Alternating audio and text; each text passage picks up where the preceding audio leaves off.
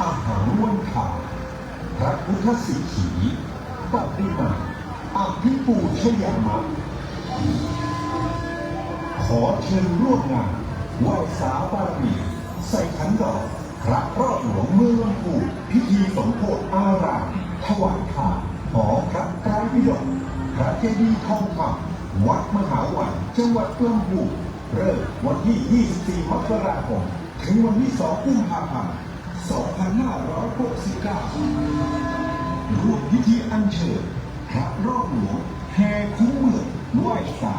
พระมหาฤาษีตนศักดิ์สิทธิ์สักการะพระนางจามเทวีปฐมกษัตริย์เมืองดลิพูนชัยในวันศุกร์ที่ 30 มกราคม 2569 เวลา 15 นาฬิกาบ่าย 3 โมงเป็นต้นไปกิจกรรมภายในงานเวลา 6 โมงเย็นร่วมพิธีบูชาสมโภชพระรอดหลวงทุกวันเที่ยวชมกาบมั่วคูแหลงขนมพื้นบ้านอาหารสินค้าพื้นเมืองชมการแสดงทางวัฒนธรรมสมโภชตลอดงานขอผลบุญแห่งการบูชาพระรอดหลวงเมืองลำพูนจงคุ้มครองทุกท่านให้ประสบแต่ความสุขทุกเมื่อเถิดสาธุสาธุ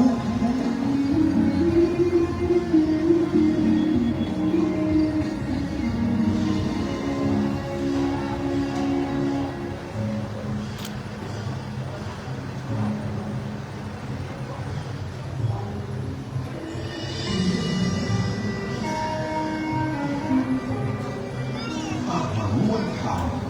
พระพุทธสิกขีปฏิมาอภิปูชยามะขอเชิญร่วมงานไหว้สาบารมีใส่ขันดอกพระรอดหลวงเมืองลำพูนพิธีสมโภชอารามถวายทานหอพระไตรปิฎกพระเจดีย์ทองคำวัดมหาวันจังหวัดลำพูนเริ่มวันที่ 24 มกราคมถึงวันที่ 2 กุมภาพันธ์ 2569 ร่วมพิธีอัญเชิญพระรอดหลวงแห่คุ้มเมืองไหว้สาพระมหาฤาษีตนศักดิ์สิทธิ์สักการะพระนางจามเทวีปฐมกษัตริย์เมืองดลิพูนชัยในวันศุกร์ที่ 30 มกราคม 2569 เวลา 15 นาฬิกาบ่าย 3 โมงเป็นต้นไปกิจกรรมภายในงานเวลา 6 โมงเย็นร่วมพิธีบูชาสมโภชพระรอดหลวงทุกวันเที่ยวชมกาบมั่วคูแหลงขนมพื้นบ้านอาหารสินค้าพื้นเมืองชมการแสดงทางวัฒนธรรมสมโภชตลอดงานขอผลบุญแห่งการบูชาพระรอดหลวงเมืองลำพูนจงคุ้มครองทุกท่านให้ประสบแต่ความสุขเพื่อเธอสาธุสาธุ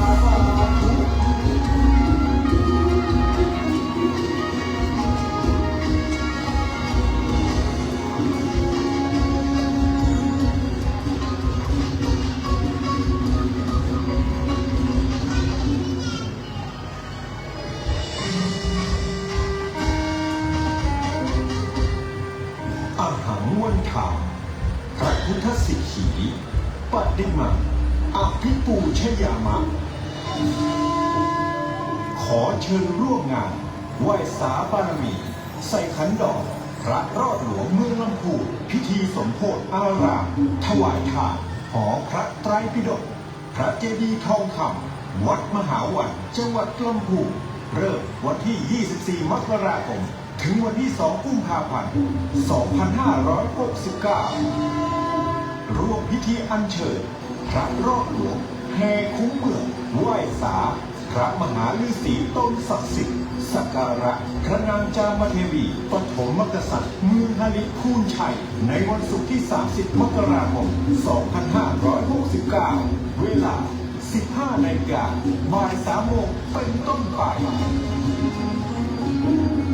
กิจกรรมภายในงานเวลา 6 โมงเย็นร่วมพิธีบูชาสมโภชพระรอดหลวงเที่ยวชมการ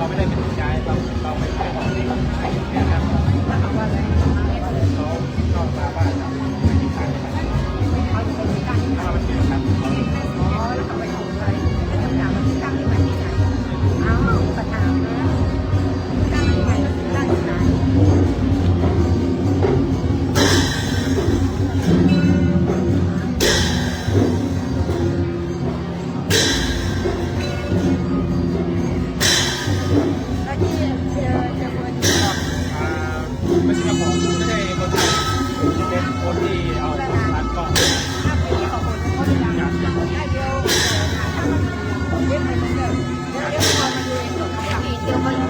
เอาร้านกล้องเนี่ยน่าเป็นตัวนี้ร้าน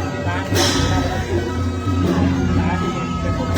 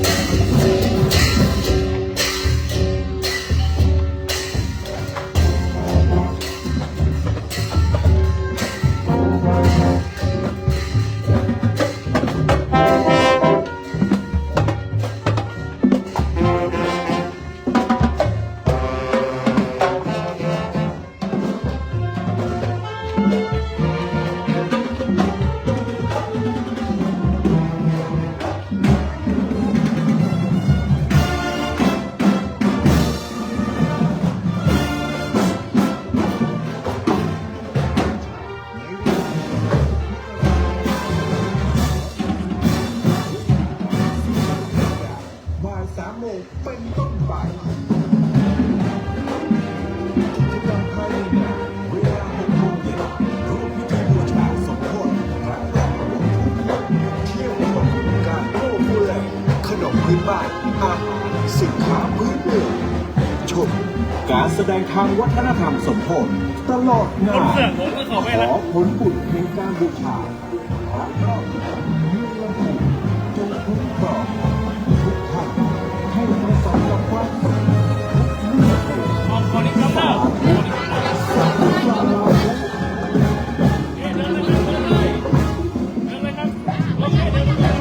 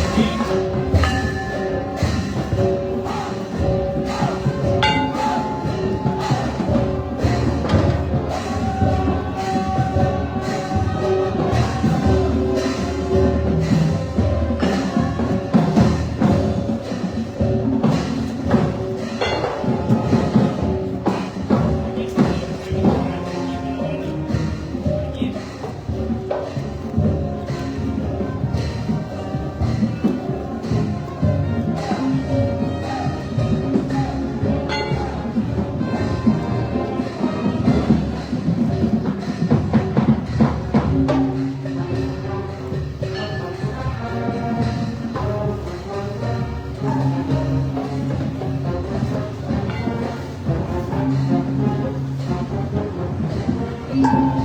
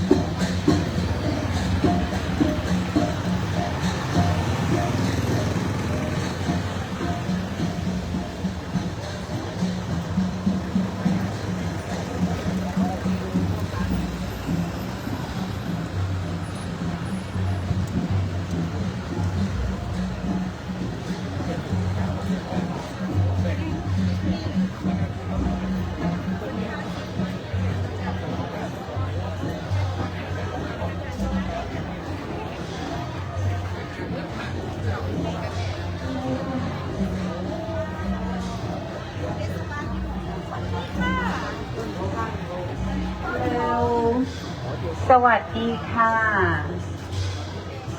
It's nice to see you here in our social area. เขาอยากเรียนทำบ้าน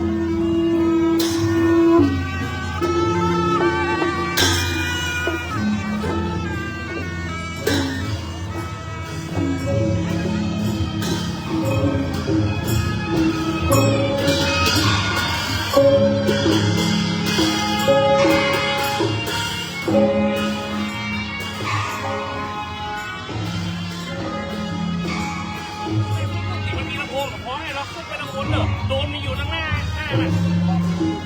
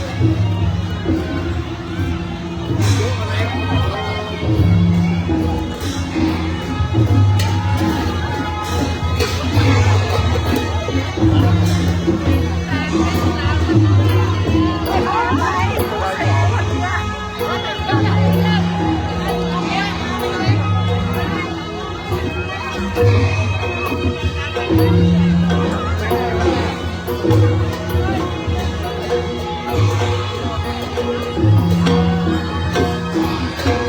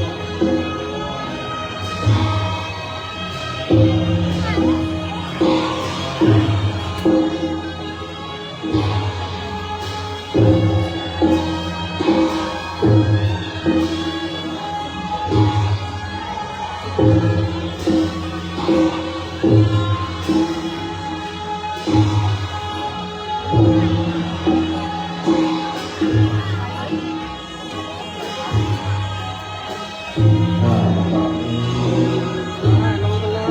ด้คณะคณาพระพุทธสิขีปฏิมากรพระรอบเหลือวัดมหาวันบัดนี้ท่านปิยพงษ์ชูวงศ์มาเป็นพ่อเมืองบัดนี้ให้นำฝันเข้าต่อไม้เพื่อจะได้ยื่นลงโอกาสยังลงพระรอบหลวงเข้าสู่ยังวิหารบัดนี้ท่านปิยพงษ์ชูวงศ์ได้ยาวฝันที่เลิศท่านโยมเรียนประสงค์ทำดีท่านรองพ่อเมืองได้รอฝันขึ้นเป็นมหามังบัดนี้เจ้าไว้บารมีธรรมสิ่งธรรมองค์ธรรมพระพุทธเจ้าเมืองนาคสิโยแห่งวัดเดชดีศรีวันมาแล้วมาแล้วมาแล้วมาแล้วมาแล้ว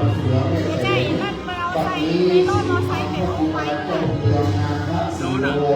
ได้เมตตาขึ้นสู่พระวิหารของพระมหาวันมาเลิศมาพระหลวงเสด็จขึ้นเด้อสาธุสาธุสาธุพระพุทธประกอบบุญสิทธิยาโมพระพุทธเจ้าวัดมหาวันได้อาราธนาพระรอบหลวงพระพุทธสิทธิปฏิมากรได้เข้าสู่วิหารพระเลิศ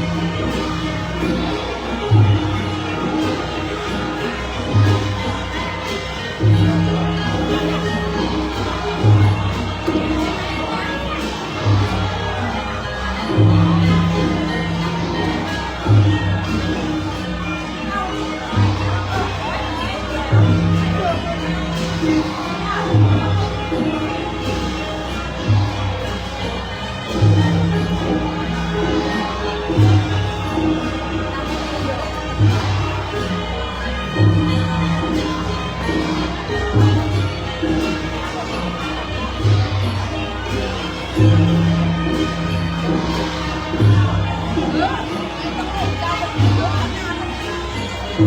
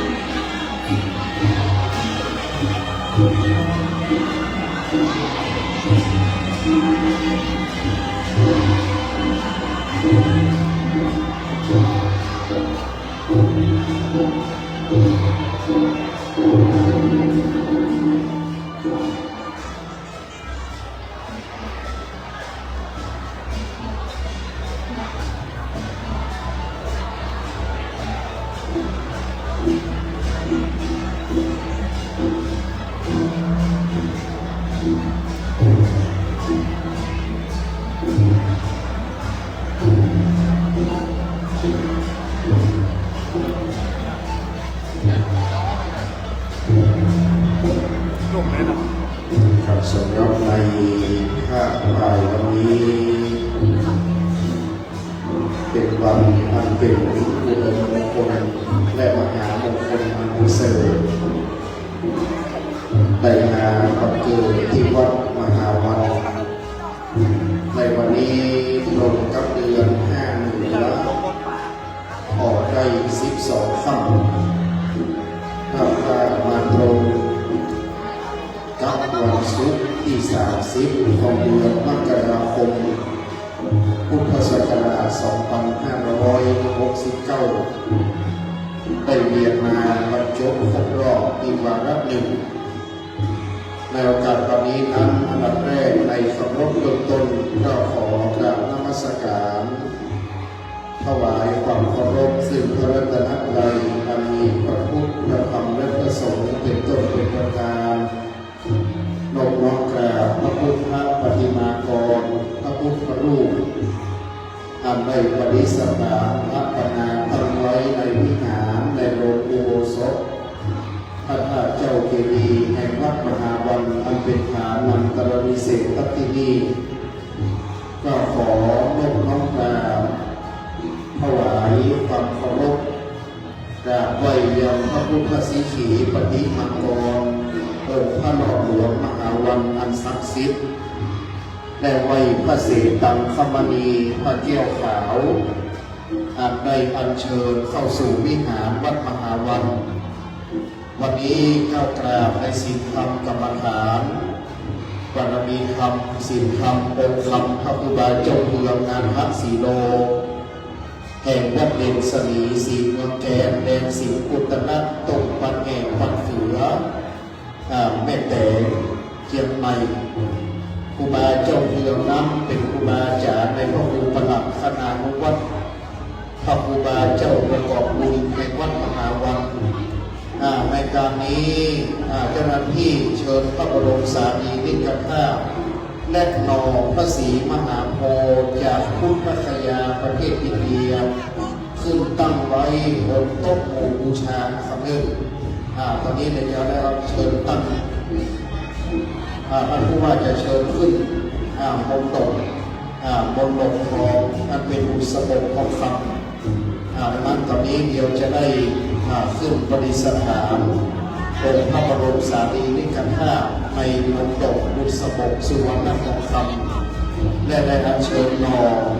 อยังพระศรีมหาโพธิ์ขึ้นประดิษฐานนะครับเพื่อน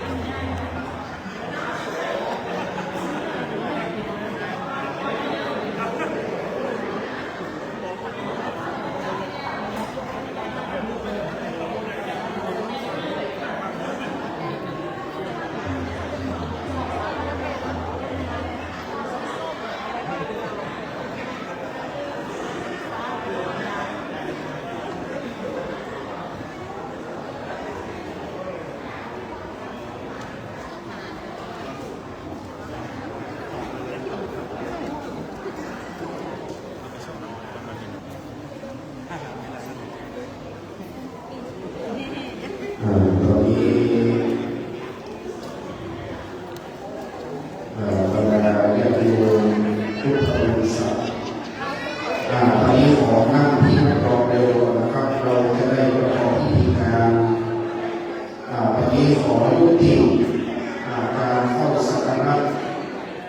ขอศรัทธาญาติโยมกับที่นั่งรอเร็วก่อนนะญาติโยมกับที่เดิมยังไม่เข้ามาด้านหน้านะครับเราจะประกอบพิธีแล้วตอนนี้ญาติโยมกับที่นั่งรอจะประกอบพิธีนะครับสาธุชนกับที่นั่งรอเร็วก่อนนะครับครูบาเจ้าประกอบบุญนิมนต์ขึ้นนั่งเทียบอาสมนะครับเริ่ม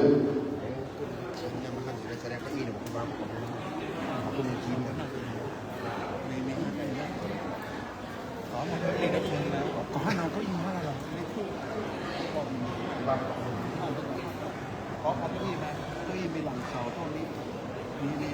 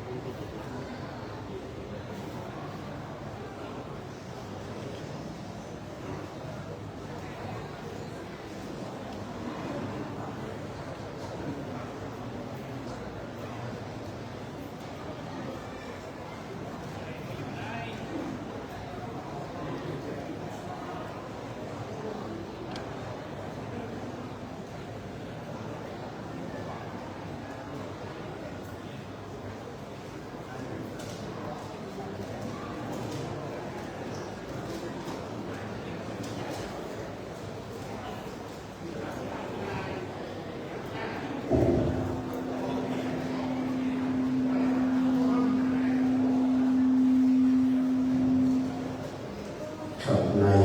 โอกาสแบบนี้สมัยการมงคลในเวลา17 นาฬิกา 6 นาทีก็กระผมอันเป็นศิษย์ในศีลธรรมองค์คำพระครูบาเจ้าเพืองนาคสีโลจะได้ขออนุญาตโอกาสในปรมีธรรมแห่งพระครูบาเจ้าเพืองได้เริ่มพิธีการในเวลา17 นาฬิกา 9 นาที ในวันนี้เป็นวันมหามังคลมงคลอันผาเสริฐเป็นวันดีงามอันล้ำเลิศได้มาบังเกิดที่วัดมหาวันเวียงหริภูมิใจคือว่าเมืองลำพูนแก้วกว้างปัจจุบันนั้นได้พบกับพระพุทธพิมพาสาธุเจ้าพระพุทธปฏิมากรพระเจ้าประธานประจำพระวิหารวัดมหาวันและในโรงอุโบสถพระธาตุเจ้าเจดีย์และองค์พระพุทธสิขีปฏิมากรองค์พระรอดหลวงมหาวันและบารมีธรรมพระครูบาเจ้าเพืองนาคสีโลได้โปรดเมตตาอัญเชิญพระเสตังคมณีพระแก้วขาวเดิมอันมีประวัติที่พระแม่เจ้าจามเทวีปฐมวีรกษัตริย์ศรีหฤภูมิใจได้เชิญมาจากเมืองละโหคือเมืองลพบุรีได้ขึ้นมาครองราชเมืองหฤภูมิใจอันสุเทวกสี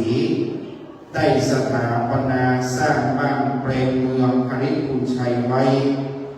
บัดนี้บารมีธรรมแห่งพระครูบาเจ้าเพืองนาคสีโลพระครูบาพ่อวัดบันดิตเมตตาเฮอัญเชิญองค์พระพุทธรูปเจ้าคือว่าพระเสตังคมณีจำลองอันงามด้วยพุทธลักษณะประกอบไปด้วยมหาอุลิลักษณะ32 ประการประกอบไปด้วยพุทธลักษณะแห่งพระพุทธเจ้าและสีลักษณะอันงดงามแห่งองค์พระสัพพัญญูตนเป็นที่ไว้พระครูเทพพระองค์ประสิทธิ์วัดเทพประสิทธิ์สนีต้นเพื่องได้อาราธนาขึ้นตั้งปฏิสถานไว้บนโต๊ะหมู่บูชาอันงามยิ่งและได้แห่องค์พระพุทธสิขีปฏิมากรมาแต่ประตูจ้าสีคือที่สะอุตตะหนเหนือเวียงแล้วเข้าสู่เวียงอันว่าคือเวียงหรือว่าคูเมืองลำพูนนั้นเป็นรูปวงกลมดังหอยสังอันสุเทวกสีใจคือนกหัสดีลิงไปกล้าเอาหอยสังในมหาสมุทรแล้วมาสร้างบ้านแปลงเมืองลำพูนเมืองลำพูนนั้นคูเมืองจึงเป็นรูปดังหอยสังเมืองเชียงใหม่คูเมืองหรือกำแพงเวียงจึงเป็นรูปสี่เหลี่ยมผืนผ้าต่างกันไปขบวนอันยิ่งใหญ่ได้เข้าสู่วัดมหาวันเป็นมหามังคลบัดนี้พระเดชพระคุณหลวงพ่อพระคณาจารย์จีนธรรมวชิรานุวัตรรองเจ้าคณะจีนนิกายเจ้าวาดวัดเล่งในยี่กรุงเทพมหานครอันเป็นพระราชาคณะพระมหาเถระผู้เมตตาต่อวัดมหาวันนี้พระครูประหลัดคณานุวัตรพระครูบาประกอบบุญสิริยาโนอันเป็นลูกศิษย์ในครูบาเจ้าเพืองนาคสีโลได้รับเมตตาอย่างสูงสุดที่พระครูบาเจ้าเพืองนาคสีโลเมตตามาเป็นประธานเป็นร่มโพร่มไทรในประเพณีสักการะบูชาพระหลอดหลวงประจำปี 2569 และจะได้บรรจุดวงหัตถ์ไทยหัวใจพระเจดีย์ภาพแล้วจะได้ใส่ใจท่าแล้วกระทำการอบรมสมโภชเสกซ่อมย้อมย่นปล่อยหลวงและฉลองยังพระมหาธาตุเจ้าเจดีย์หอพระไตรปิฎกและประเพณีใส่ขันดอกบูชาพระพุทธสิขีปฏิ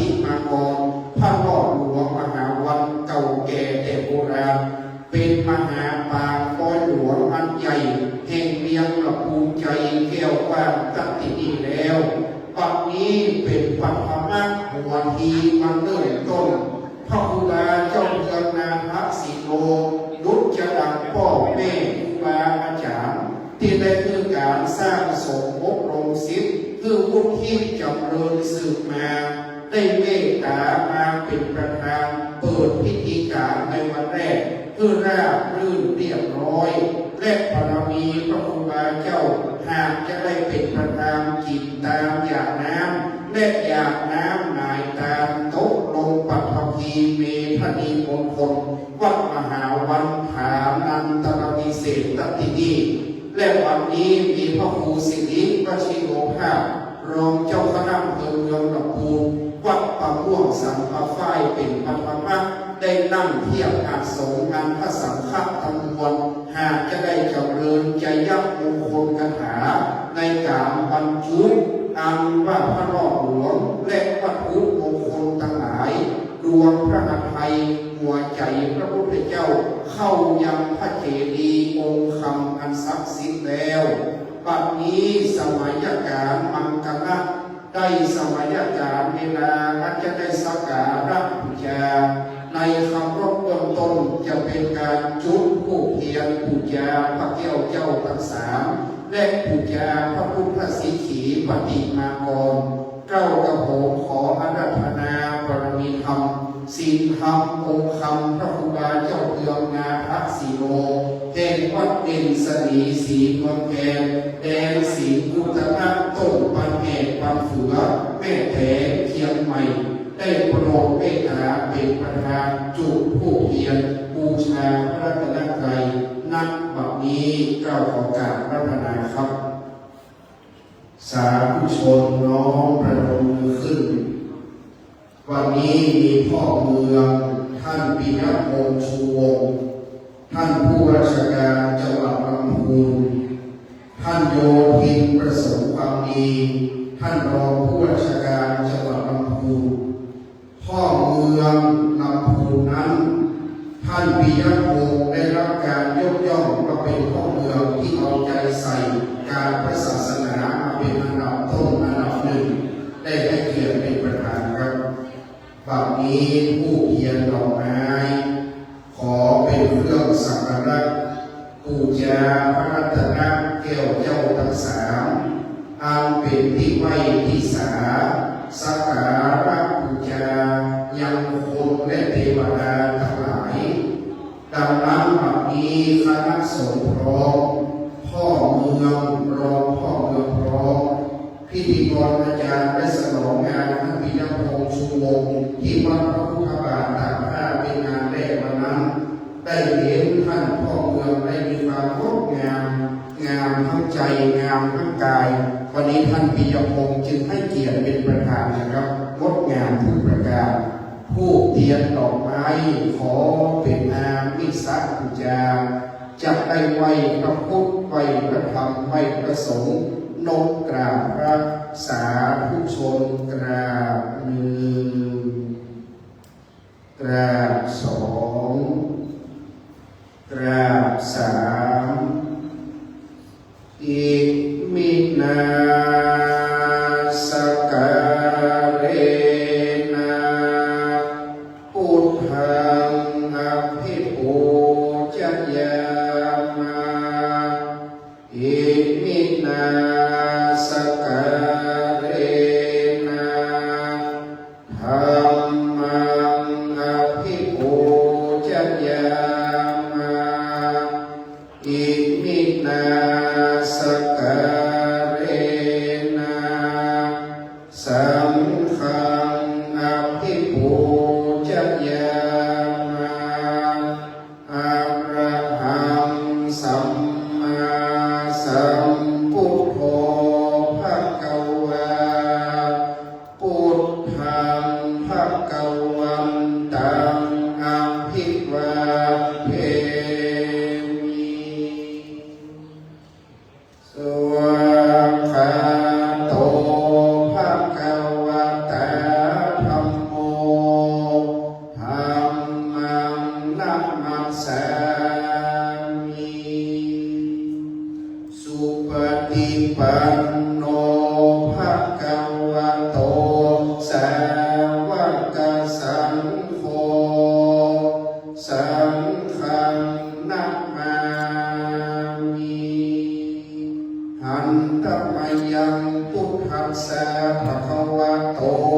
บุพภาคณมะกรังกะโรมะเสนะโมตัสสะภะคะวะโตอะระหะโตสัมมาสัมพุทธัสสะนะโมตัสสะภะคะวะโตอะระหะโตสัมมาสัมพุทธัสสะนะโมตัสสะภะคะวะโตอะระหะโตสัมมาสัมพุทธัสสะนะมามิพุทธังกุณาสาการันตังนะมามิธัมมังมุนิราชเต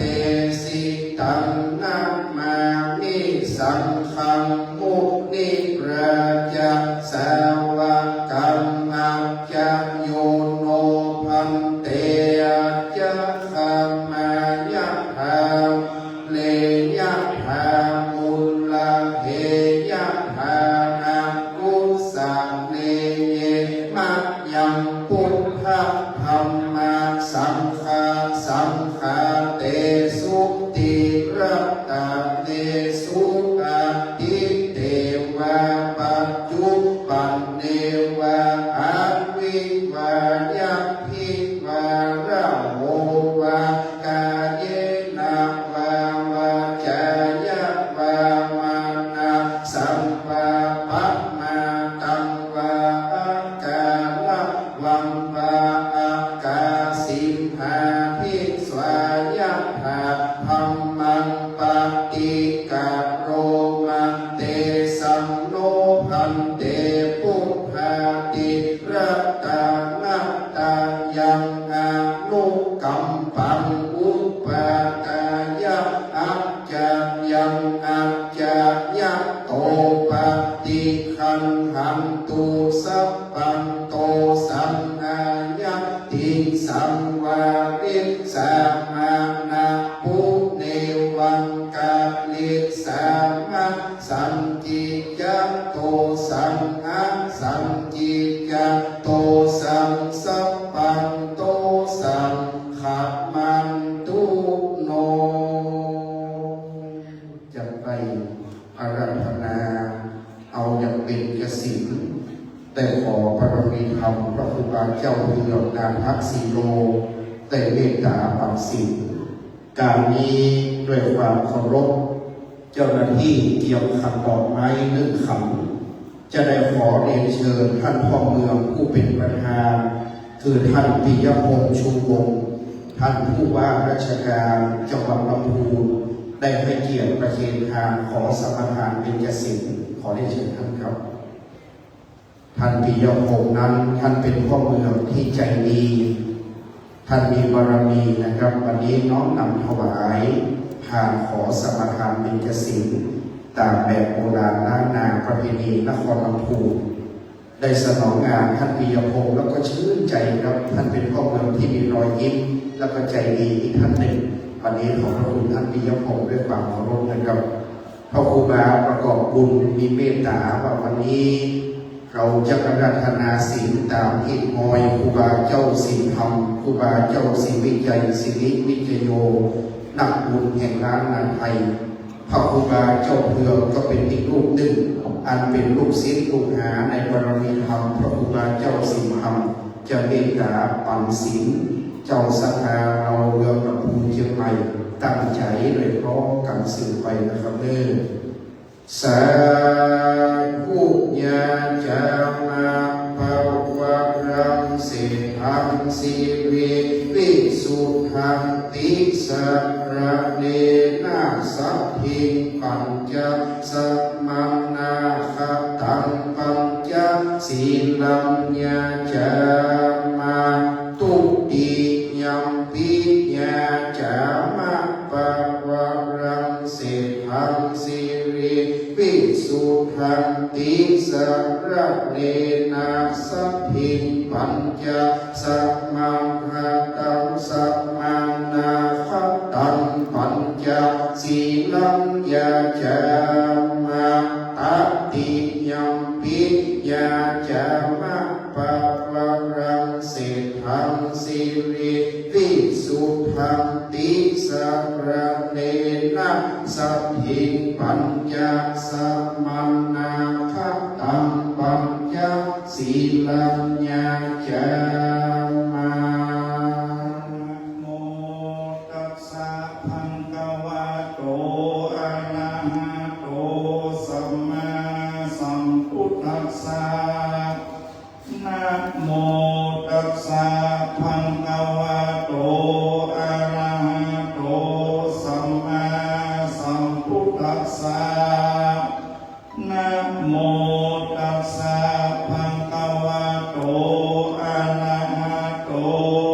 สัมมาสัมพุทธัสสะ นะโมตัสสะภะคะวะโตอะระหะโตสัมมาสัมพุทธัสสะนะโมตัสสะภะคะวะโตอะระหะโตสัมมาสัมพุทธัสสะนะโมตัสสะภะคะวะโตอะระหะโตสัมมาสัมพุทธัสสะ ธังสรณังกัจฉามิ พุทธังสรณังกัจฉามิ ธัมมังสรณังกัจฉามิ ธัมมังสรณังกัจฉามิ ธังสรณังกัจฉามิ สังฆังสรณังกัจฉามิ ยัมปิพุทธังสรณังกัจฉามิ ตุติยัมปิพุทธังสรณังกัจฉามิ ยัมปิธัมมังสรณังกัจฉามิ ตุติยัมปิธัมมังสรณังกัจฉามิ ยัมปิสังฆังสรณังกัจฉามิ ตุติยัมปิสังฆังสรณังกัจฉามิ ยัมปิพุทธังสรณังกัจฉามิ ตติยัมปิพุทธังสรณังกัจฉามิ ยัมปิธัมมังสรณังกัจฉามิ ตติยัมปิธัมมังสรณังกัจฉามิ ยัมปิสังฆังสรณังกัจฉามิ ตติยัมปิสังฆังสรณังกัจฉามิ นาติปาตาเวรมณีสิกขาปัตตังสมาธิยามิ ปานาติปาตาเวรมณีสิกขาปัตตังสมาธิยามิ อินนาทานาเวรมณีสิกขาปัตตังสมาธิยามิ อาทินนาตานาเวรมณีสิกขาปัตตังสมาธิยามิ เวสุวิสาจาราเวรมณีสิกขาปัตตังสมาธิยามิ กาเมสุมิชาจาราเวรมณีสิกขาปัตตังสมาธิยามิ สาวาตาเวรมณีสิกขาปัตตังสมาธิยามิ มุสาวาตาเวรมณีสิกขาปัตตังสมาธิยามิ ลาเวรยมัจจปามาตฐานาเวรมณีสิกขาปัตตังสมาธิยามิ สุราเมรยมัจจปมาตฐานา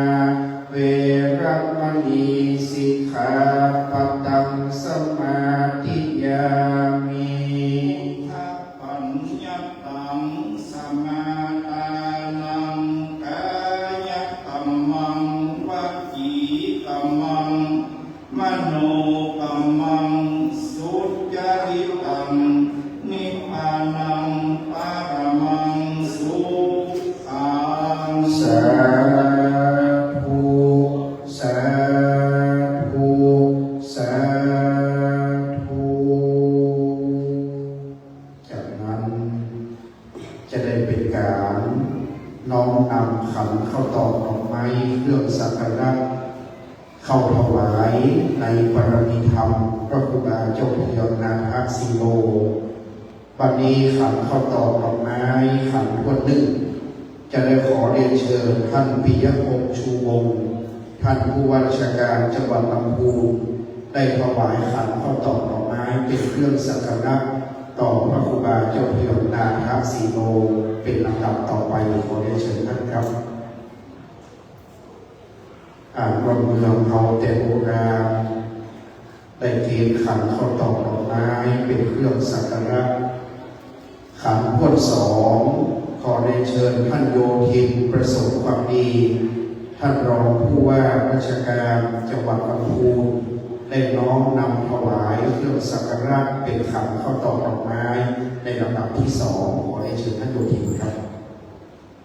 การนี้ท่านจะได้น้อมนำถวาย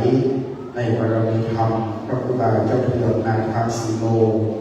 เมตตาในวันนี้นะครับ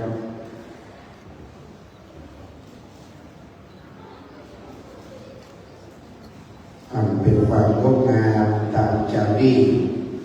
ที่อย่างล้านนาลำพูนนครเชียงใหม่ต่อจากนี้ไป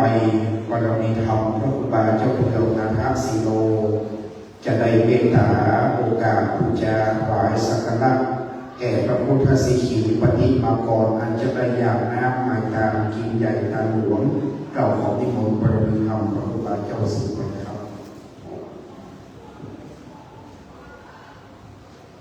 10 นิ้วตั้งวางกิ้วไก่เกษาด้วยกายวาจาใจอันบริสุทธิ์ขอแต่ได้ไหวสายังองค์พระสัทธาสัพพัญญูพระพุทธเจ้าองค์แห่งพระสัทธรรมเจ้าองค์แห่งพระสังฆเจ้าองค์แห่งพระมหาอินทราเจ้าเจดีย์ไม้สรีมหาโพธิลูกขาพระพุทธปิฎกสาธุเจ้าอักขสาวกสาธุเจ้าเป่าใหม่ใหญ่น้อยทุกล้นทุกองค์อันมีพระพุทธรูปเจ้าพระพุทธสิกขีพระนอดหลวงเป็นเก้าเป็นประธานและขอกล่าวคำว่าเจริญพรมากับคณะสภาอุปาสกอุปาสิกาอันมีท่านผู้ว่าจังหวัดลำพูนพร้อมด้วยคุณนายพร้อมด้วยรองผู้ว่าตลอดถึงคณะสภาญาติธรรมทุกคนวันนี้ผู้คนได้มาสู่ยังสถานที่อันศักดิ์สิทธิ์อันเป็นที่ประดิษฐานไว้ซึ่งพระพุทธศาสนาวัดมหาวันเฮานั้นสร้างมาตั้งแต่ปีพุทธศักราช 1204 สมัยเจ้าแม่จามเทวีเป็นปฐมอภกษัตริย์ซึ่งเป็นวัดสำคัญใน4 ทิศของเมืองแห่งนี้ภูมิใจวัดมหาวันเฮานั้นเป็นวัดสำคัญด้านทิศตะวันตกวัดพระคงฤาษีครับนั้นก็เป็นวัดสำคัญด้านทิศเหนือวัดดอนแก้วต้นแก้วเป็นวัดสำคัญทิศตะวันออกตลอดถึงวัดประตูนี้เป็นวัดสำคัญด้านทิศใต้วัดมหาวันของนั้นเป็น1 ใน 4ของมหาวิหารสมัยโบราณเราอันมีเจ้าแม่จามเทวีเป็นต้นได้การกรุงรุ่งเรืองมาได้เป็นที่ประดิษฐานยังพระรอดมหาวังสืบกันมาจนถึงสมัยพญาสัพพสิทธิหรือว่าพญาสัพพสิทธิก็ได้เป็นพวกเป็นเต้าได้บูรณะปฏิสังขรณ์สร้างยังพระอารามมหาวันที่นี่คือการกรุงรุ่งเรืองซึ่งพญาสัพพสิทธินี้เป็นบุคคลสำคัญในการบูรณะพระธาตุเจ้าหลวงลำพูนตลอดถึงได้บูรณะวัดมหาวันที่นี่โดยถือว่าสถานที่นี้เป็นที่ศักดิ์สิทธิ์เป็นที่ประดิษฐานยังพระพุทธศาสนามาแต่เดิมตลอดถึงปัจจุบันเอามีบาประกอบบุญ ซึ่งได้มาเป็นเจ้าอาวาสเป็นนอนเนื้อเชื้อไขคนเมืองลำพูนมหาวันที่นี่ก็คงกลับจากมาเกิดได้มาบูรณะปฏิสังขรณ์ฟื้นฟูเพื่อดียิ่งกว่าเดิมวัดมหาวันนั้นเราดูพระวิหารสมัยนั้นเป็นวิหารที่ใหญ่ที่สุดในเมืองลำพูนอันมีผู้อยู่ก็คือที่วัดบ้านป้องสงขลาอำเภอป่าซางและหลังหนึ่งก็คือวัดบ้านเด่นเฮาสร้างหลังนี้สร้างพร้อมกันแต่วัดมหาวันนั้นก็มีฐานะบุญบารมีนักพระวิหารอันนี้จึงได้ปิดคำของครูบาที่ได้ทางสิ่งธรรมดาอันนี้แต่เป็นวิหารที่พร้อมกันสร้างขึ้นมาสร้างหลังแต่วัดบ้านป้องนั้นจะสร้างกว่านี้เพราะฉะนั้นวัดมหาวันอุบาประกอบบุญอันเป็นฐานะลูกศิษย์สมัยเป็นสามเณรได้ไปอยู่ไปเฝ้าป่าไปนั่งพอป่าปั่นปอนนั่งพอป่าผู้จ่าจนถึงได้ซื้อมาจนถึงวันนี้บางคนก็จะถามว่ามีความผูกพันเป็นยังไงอุบาประกอบบุญสมัยนั้นไปอยู่วัดบ้านเด่นได้เป็นลูกศิษย์รุ่นแรกแต่สมัยนั้นก็จะอุดมสมบูรณ์อย่างยิ่งอันนี้เป็นเล็กน้อยอันนี้จนถึงณวันนี้วัดมหาวันเราได้เจริญพระวิหารบดีอุโบสถหอธรรมพระธาตุเจ้าทีดีของแปลงศาลาเปิ้นคนมาเก่าว่าถ้าเจ้ามันมานี่มันเป็นฟื้นขึ้นได้เจ้ามันมานี่มันฟื้นได้โดยเฉพาะคณะสัทธาวัดมหาวันอันมีพระอาจารย์บดีวิยวัจกรกรรมการสัตสิบชาวชาวบ้านได้ความสนับสนุนวัดเรานั้นเป็นวัดพิเศษอยู่แล้วพอรับไปโฆษณาพอรับไปเขียนป้ายประกาศว่าเอามาวัดนี้เอาอธิษฐานดีๆตั้งจิตดีๆคือหลอดพ้นพยานอันตรายหลอดพ้นสัพพะทุกข์สัพพะโศกทั้งหลายเอาอธิษฐานดีๆอันนี้คืออยู่รอดปลอดภัยเพราะฉะนั้นสถานที่นี้เป็นที่ศักดิ์สิทธิ์เป็นที่ประดิษฐานพระรอดหลวงพระพุทธสิกขีตลอดถึงพื้นแผ่นดินที่นี่เป็นที่ประดิษฐานพระพุทธรูปเจ้าตลอดถึงพระรอดก็ดีโดยเฉพาะการสร้างพระรอดสมัยเก่านั้นก็มีหลายรุ่นหลายครั้งจนถึงสมัยพระรอดก็กบแก้วก็ดีเน้นจิ๋วก็ดีอันนี้เน้นเปี้ยวก็ดีอันนี้ได้สร้างกันขึ้นมาตามตำนานที่ 2,400 กว่านั้นอันนี้นี่ก็เป็นที่ประดิษฐานโดยเฉพาะว่าพื้นวัดมหาวันที่นี่เป็นสถานที่ศักดิ์สิทธิ์ดินที่เป็นที่สุดในประเทศหรือว่าในโลกเขานี้ก็คือดินวัดมหาวันอันนี้องค์น้อยเดียวนะท่านผู้ว่าหลาย10 ล้านเป็น100 ล้านแผ่นดินเราเป็นประเทศหัวที่ให้หัวที่10 ให้ก็จะได้100 ล้านอันนี้แต่พระรอดมหาวันนี้องค์เดียวน้อยเดียวในพระแบบดินศักดิ์สิทธิ์ดินที่มีราคาวันนี้นับว่าเป็นบุญวาสนาของครูบาโดยของหมู่เฮาทั้งหลายที่จะได้มาบรรจุอย่างพระบรมสารีริกธาตุเจ้าที่ได้อัญเชิญมาจากเมืองอินเดียอันเป็นแดนพุทธภูมิ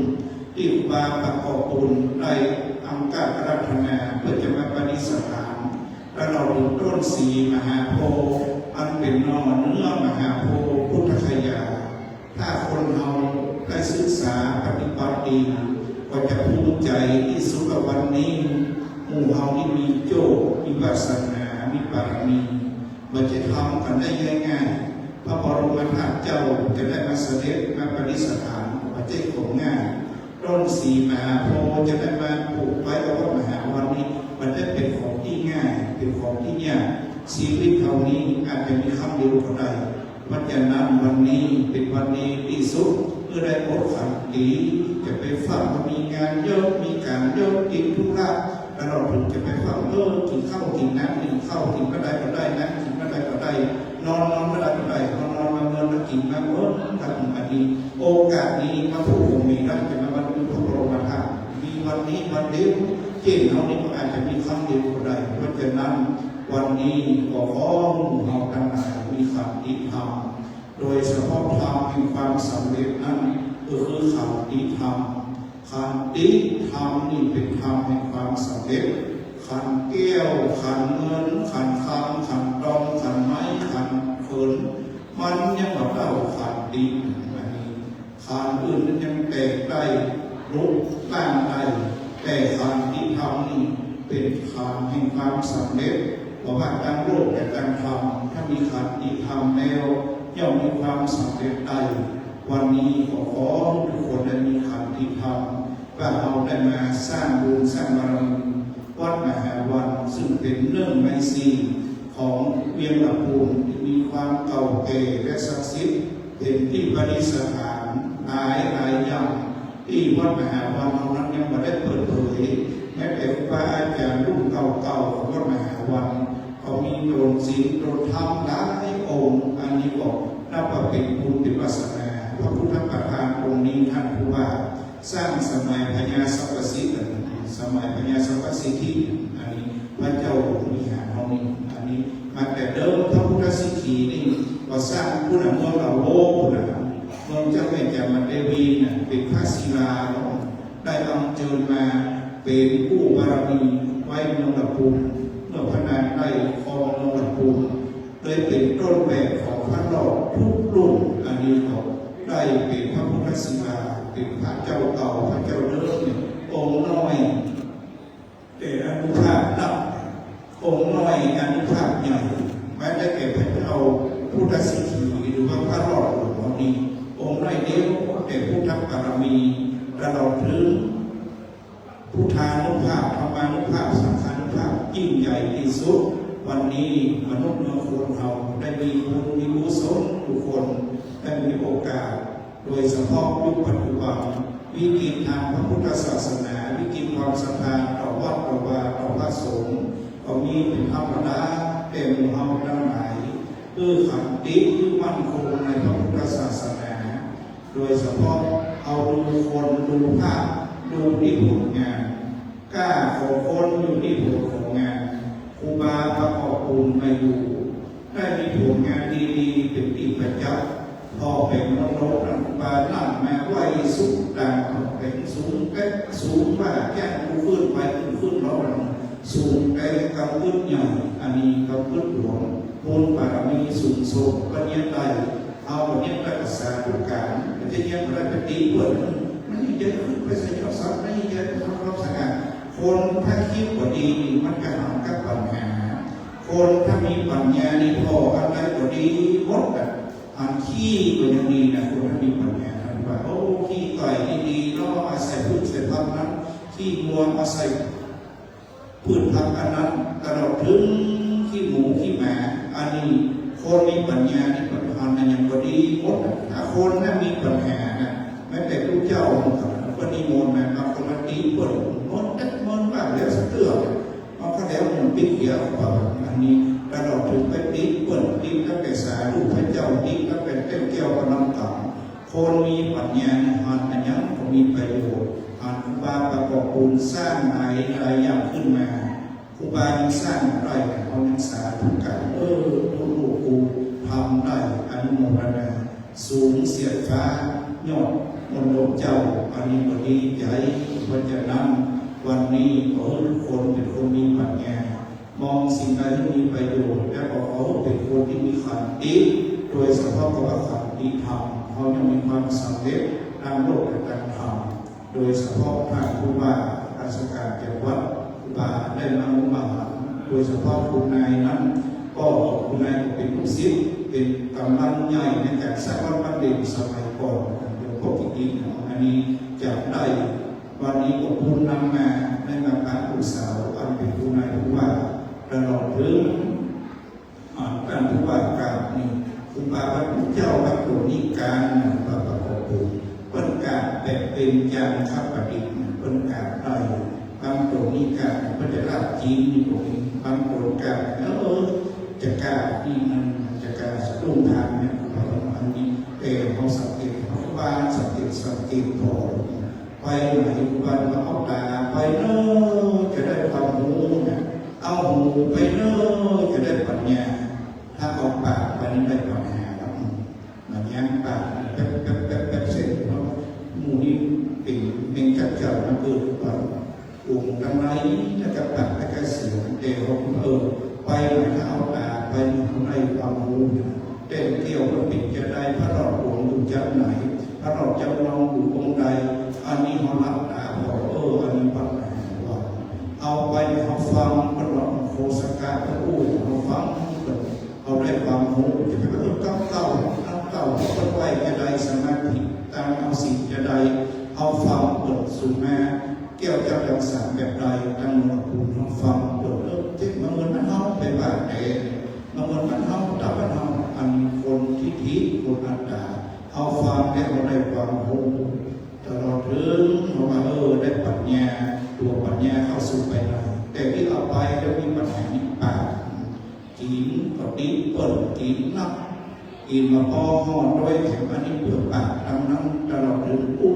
มาฟังไผ่ตลอดถึง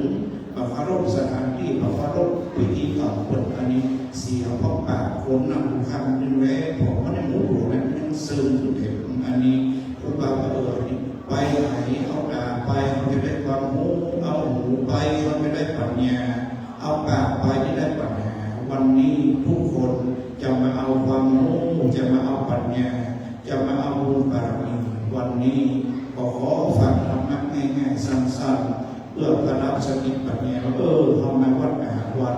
มาใส่ใจข้าเจ้าวัดมหาวันในครั้งนี้เพื่อมาสร้างบุญสร้างบารมีเป็นโอกาสอันดีเป็นบุญเป็นบารมีที่หายากยิ่งที่เราจะมีโอกาสวัดมหาวันโดยเฉพาะพระธาตุเจ้าอันเป็นที่ประดิษฐานพระรอดตั้งแต่สมัยเจ้าเนตรยามเทวีจนถึงปัจจุบันนี้เป็นที่ศักดิ์สิทธิ์ปัจจุบันพระอุบา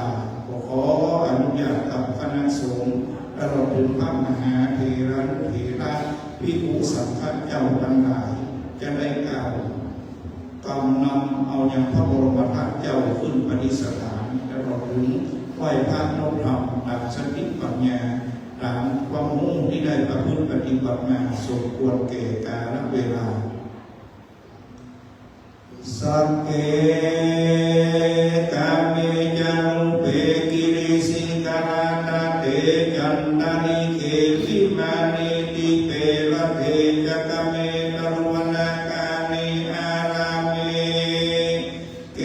หะวัตไมเกเตภูมิธาคโยจัตุโลกาปะราชายามราชาอินโตเวสสุวรรณราชาอริยเมตไตรโยโพธิสัตตาวกาตโยอริยสาวกาจะพุทธุจนะกัตยานาจะสัมมาทิฏฐิเนวะพุทเทปัสสนาธัมเมปัสสนาสังฆเปัสสนาพุทเทสังฆวาธัมเมสังฆวาสังฆสังฆวาอิโตทานาโตยวะปรัมปราอิมัสมิงสุจักขวาเลสุเทวตายังนิวรปัจจนังสาธุโนสุนันโตพุนโตเทวาฟังราจุงฟังราฟุงเทวบุตรเทวดาเจ้าตั้งหลายมวลหมู่อันตั้งนาอยู่ผู้วิมานสุรานันโตจุงจักฟังยังเสียงสารตั้งเทวบุตรเทวดาเจ้าโตนนักษายังกายขันธ์รักสันดานร้นตัวแห่งสมณะแห่งรัศกาจูผู้เทวบุตรเทวดาเจ้าโตนนักษายังเกหาผู้เยาว์เมือน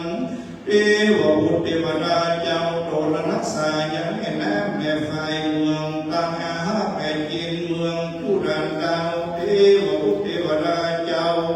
โตนนักษายังตัดดาวกำเป็นเมืองโตนนักษายังพระพุทธศาสนาเสียงจุติโตนนักษายังเมื่อหาได้ภูมิใจละบุญที่นี้โดนอนักษายังพระราชเจ้าหลวงละบุญพระราชเจ้าหาได้ภูมิใจอาจเป็นกำเมาศาสนาเทวบุตรเทวดาเจ้าโดนอนักษายังพระโบสถ์พระบาทโดนอนักษายังพระราชเจ้าได้กีดีโดนอนักษายังน้อยสนีมาโพธิลูกาโดนอนักษายังพระพุทธบิดาพระพุทธสิกขีพระนอดวงดีนี้เทวบุตรเทวดาเจ้าโดนรักษายังอักกะสาวกะผู้เจ้า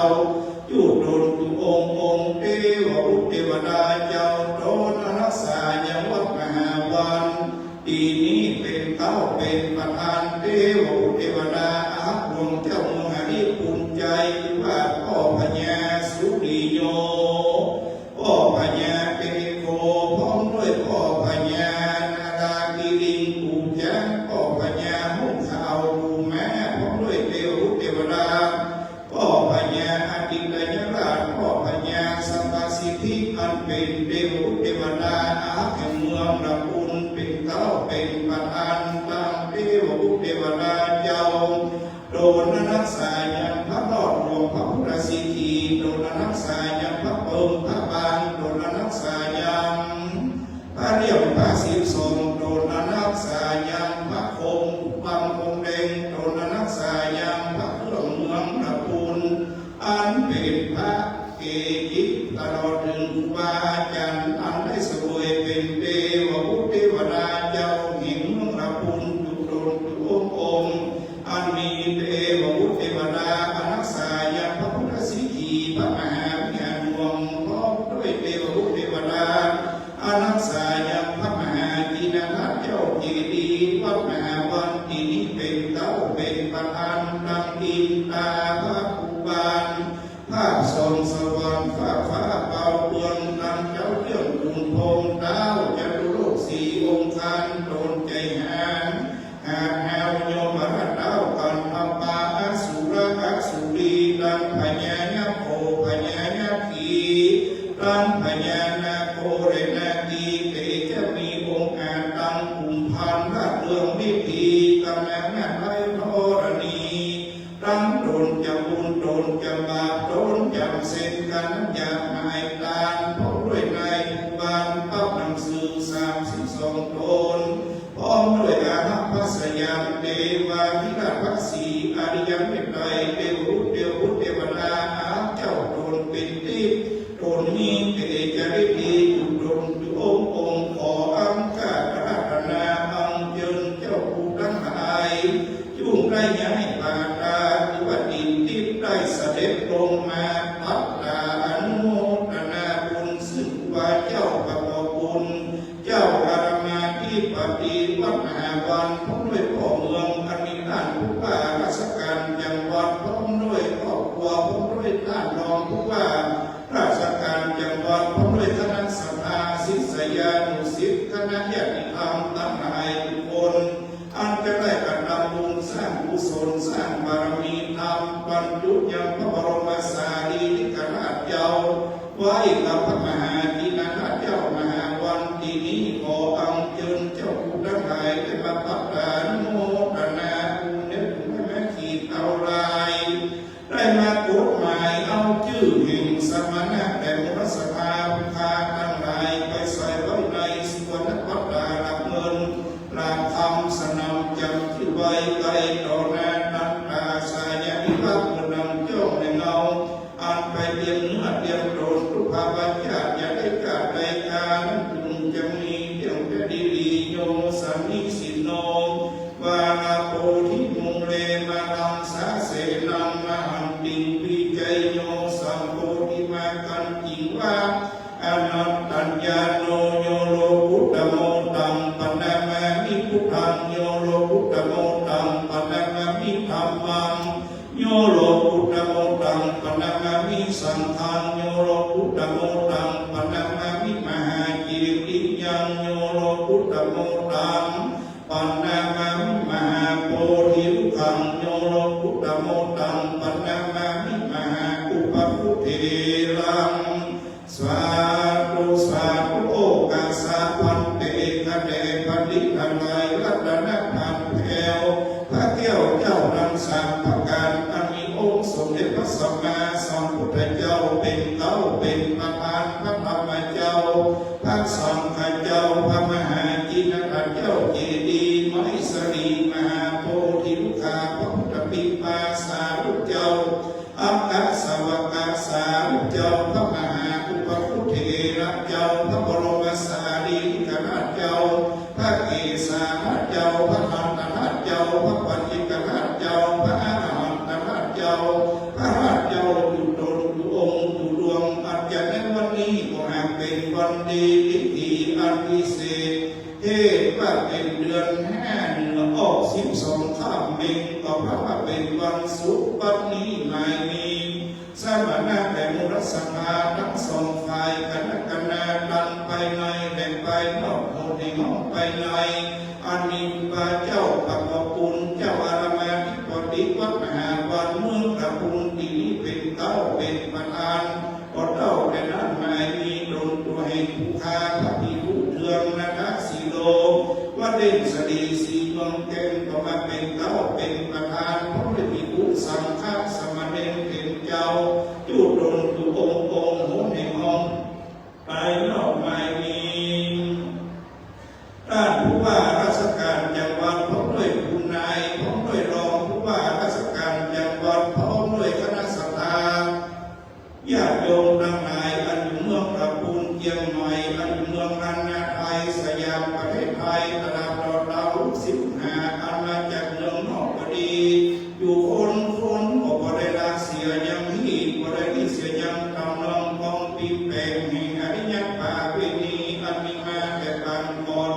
เพื่อบ่พรสูญหายก็ได้สนุนคงภายโตเป็นพร้อมน้อมนำมายังบรรลุภาราชา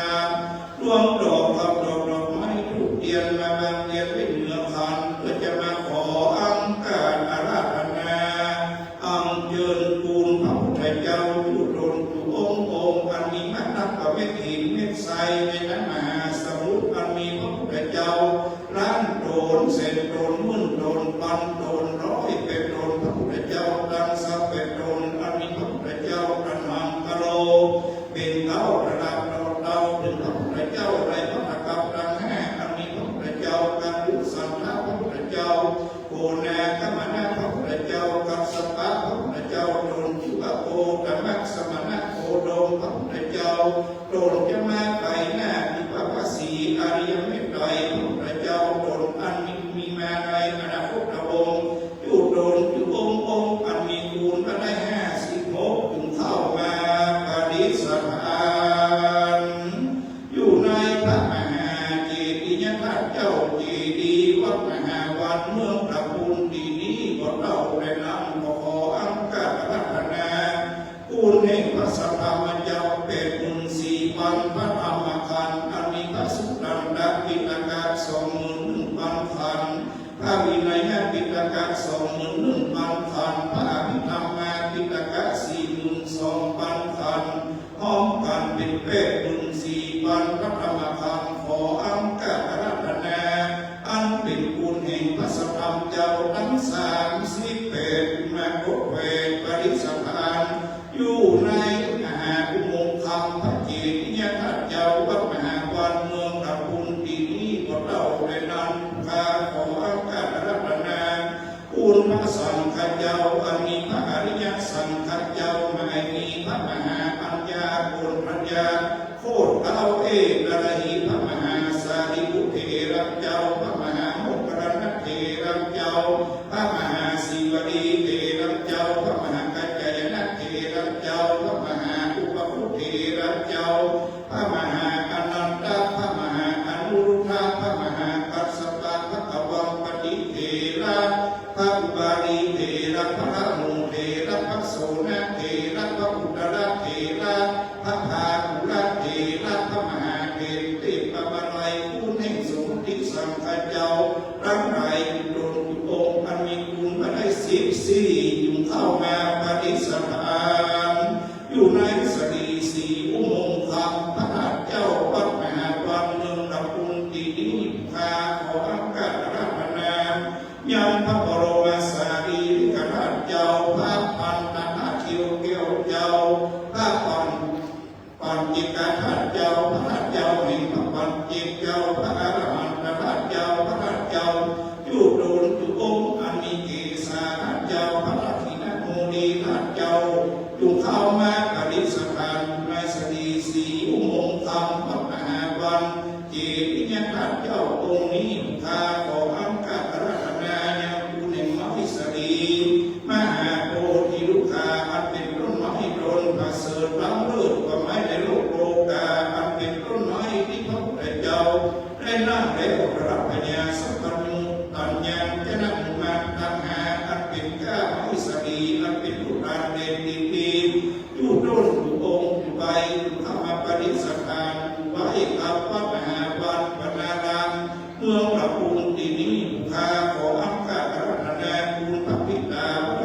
เด็จคุณพระพันดาก็ได้12คุณบาอาจารย์เจ้าได้10รัตคุณพระกรรมการเจ้าทั้ง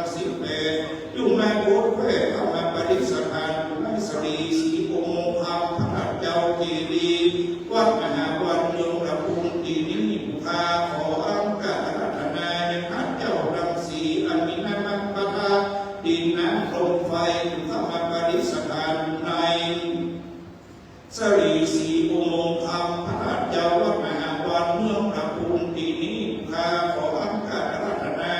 เทวบุตรเทวดาเป็นเจ้าอันมีพ่อดาวสุริโยพ่อดาวเตโกกระดับดาวหรือพ่อเจ้าผู้จ้างพระเจ้าผู้แม่อันมีจิบาพญาองค์ข้าวพญาหลวงคำเด็กทุดนทุองค์กระดึงเท้าดังสีอันมีพญาพันดาระพญาวิรุฬหะพญาวิรุปะคะพญาอุเบรัตดาววิสุวรรณเจ้าอุมพันเจ้าโดมีเตจริตีพญานาโคนาทีพญานาโดมีเตจรตีอนัสสายังศาสนายุข้ามหาสายังศาสนสถานอันเป็นวัดมหาวันอันเป็นเจดีย์พระเจ้ามหาวันเมืองระพุนที่นี้ผู้ข้าขออังการรัตนายังบารมีธรรมเจ้าดังเต้าจันบารมีธรรมเจ้าดัง10รัตบารมีธรรมเจ้าทั้ง30รัตเข้ามาปฏิสถานในพระมหาจินดาเจ้าเจดีย์มหาวันเมืองระพุนที่นี้ก็ขอมีเตจริตีประกอบไปด้วยพุทธฤทธิธรรมฤทธิสังฆฤทธิเทวดาฤทธิก็ขอมีพุทธานุภาพธรรมานุภาพสังฆานุภาพเทวดานุภาพธนาตนเรา5,000 ปีพระวสาขอสมนังสัจจวัจจากรรมกัมภาพนาแห่งสมณะเดชรัสธาภูกายเนื่องทุกประการวัดนี้ก็สมควรแก่สมัยการเวลาดีงามอันยืนย้อยผู้ข้าน้อยก็ขออังการรัตนายังพระพุทธเจ้าพระธรรมเจ้าพระสังฆเจ้าพระมหายินดาเจ้าเจดีย์มัสรีมหาโพธิลุกะพระพุทธวิปัสสารุเจ้าพระกัสสะสารุเจ้าพระบรมสารีริกธาตุเจ้าพระเกศาธาตุเจ้าพระปัญจกธาตุเจ้าพระธรรมธาตุเจ้าพระอรหันตธาตุเจ้าอยู่โดนทุกองค์ถึงได้เสด็จเข้าสู่สรีสีองค์ธรรมวัดมหาวันเจดีย์พระเจ้าองค์ธรรมที่นี้ระดับเรา5,000 ปีพระวสาเป็นที่ไหวที่สาเป็นที่สักการะบูชาแก่สมณะที่พาคนเทวดาระดับเรา5,000 ปีพระวสานั้นคุณจะมีเตจาบุญบารมีอันสมณะแก่มุสธาภูคาทั้งหลายได้มาร่วมกันทำมังคลกรรมในครั้งนี้ก็ขอได้เป็นปรโมกข์ประกาศดูปณิสัยเป็นพระปัจจัยกำจูเกตนตัวสมณะแก่มุสธาภูคาทั้งหลายไปดูจอระดับเราหอดเพียงเกี่ยวยอดนี้ละปันตั้งแต่ปัจจุบันการวันนี้วันรูปและวันมือสืบเยือวันจะเป็นไปหน้าขอพระภิกขุสังฆสมณเณรเห็นเจ้ามันมีครูบาเจ้าประกอบบุญพร้อมด้วยผลแห่งผู้ค้าพระพุทธานผู้ค้ายังรับเมืองรับบุญแด่ครอบครัวตลอดท่านรองผู้ค้าตลอดหนึ่งคณะสภาเมืองรับบุญอยู่โคนพร้อมด้วยเมืองเชียงใหม่สถาอันเป็นเจ้าพุทธทั่วสยามประเทศทั่วโลกก็ดีประกอบไปด้วยกายกสุขเจตสิกสุขขอได้สุขกายสุขใจขอมีโชคมีใจมีโชคปีโชคเดือนโชควันโชคยามขอมีสรีดีคาอายุวันวันยืนมีอายุปีอายุเดือนอายุวันอายุยามขอรู้จักเดินประกอบไปด้วยจักราปีจักราเดือนจักราวันจักรายามรู้จักเดินรู้ที่ได้เป็นเจ้าคนนายคนเจ้าเงินเจ้าคำเจ้าแก้วเจ้าแสงได้เป็นสัพพะและเศรษฐีเป็นผู้มีสติและปัญญาประกอบไปด้วยดีขั้นปัญญาเจ้าอนัตปัญญาวิสารตปัญญาไม่บัจจับอยู่ก็ขอมีใจจะเดินการไปสู่ที่ใกล้ก็ขอปลอดพ้นปลอดภัยมีโชคมีลาภมีชัยชนะปากมุ่งงานและข้าศึกสัพพะรู้เป็นนิทานและเมตตาอินดูคุณนาแก่คนแด่เทวดาเรื่องคำโก ยาสืบศาส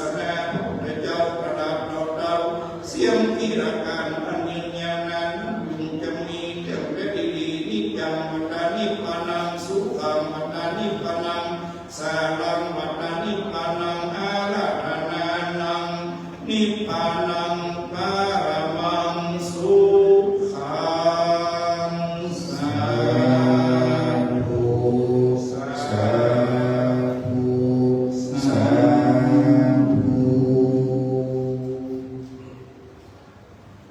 ปรมิธรรม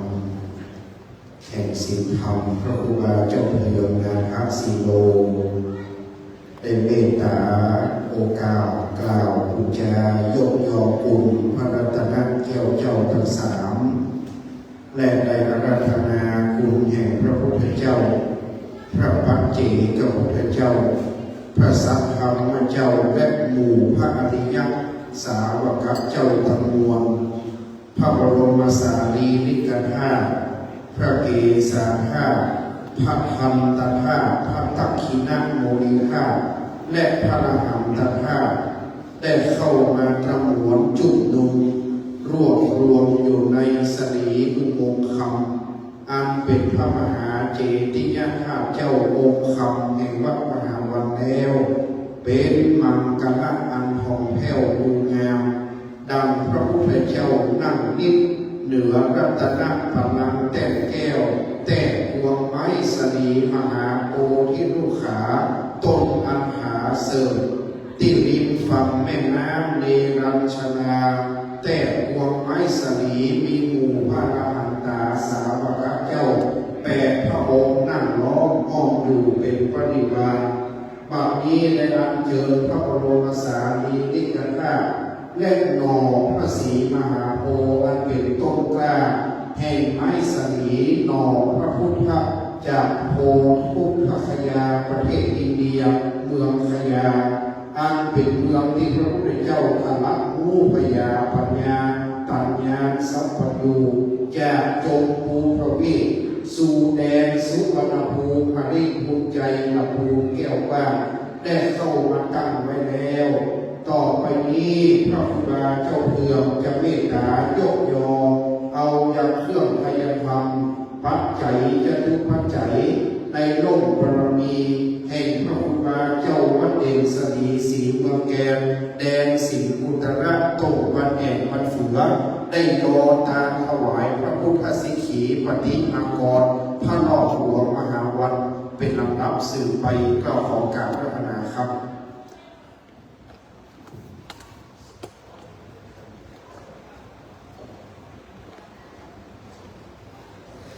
เจ้าหน้าที่2-3 ท่านเข้ามาครูบาเจ้าจะได้กล่าวความจริงก็ตามยกนิ้วโยงเข้าไป2-3 ท่านเข้ามาเรื่องนี้นะครับ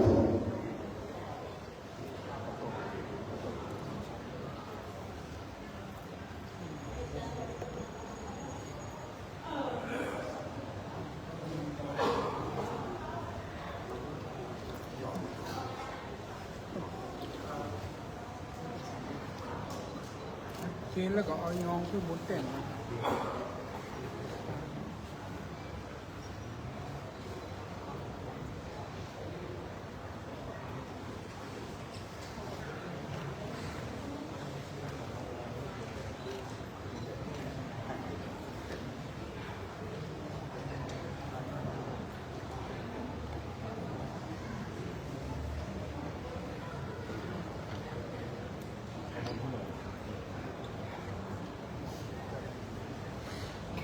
เจ้าหน้าที่3 ท่าน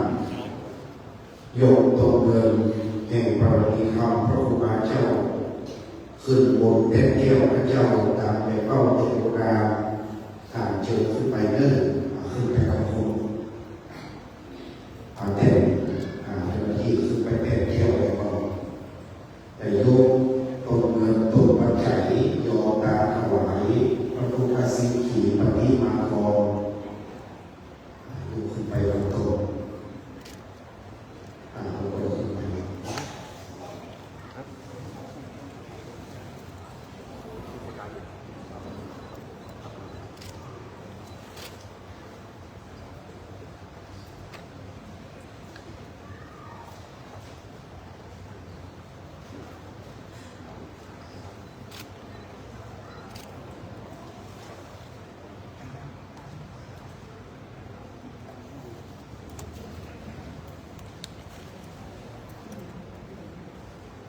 คุยสักพระ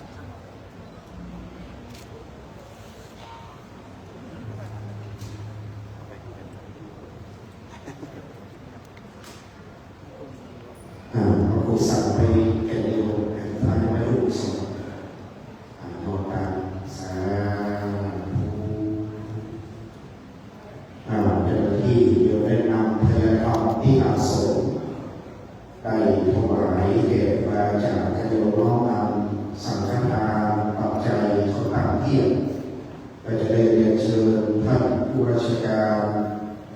ท่านนายกเหล่ากาชาติพร้อมด้วยท่านรองผู้ว่าราชการทั้งสองท่านนะครับได้เข้าพิธีถวายวันนี้ประกอบด้วยท่านปิยพงษ์ชูวงศ์ท่านผู้ว่าราชการจังหวัดลำพูนพร้อมด้วยการนี้ท่านโบทินประสบความดีและท่านเบญจวรรณมีเผือกท่านรองผู้ว่าราชการจังหวัดลำพูนทั้งสองท่านพร้อมด้วยคณะผู้หลักผู้ใหญ่ในบ้านเมืองท่านผู้อำนวยการสำนักงานพระพุทธศาสนาจังหวัดคณะท่านเจ้าภาพจะได้น้อมนำถวายต่อไปนะครับ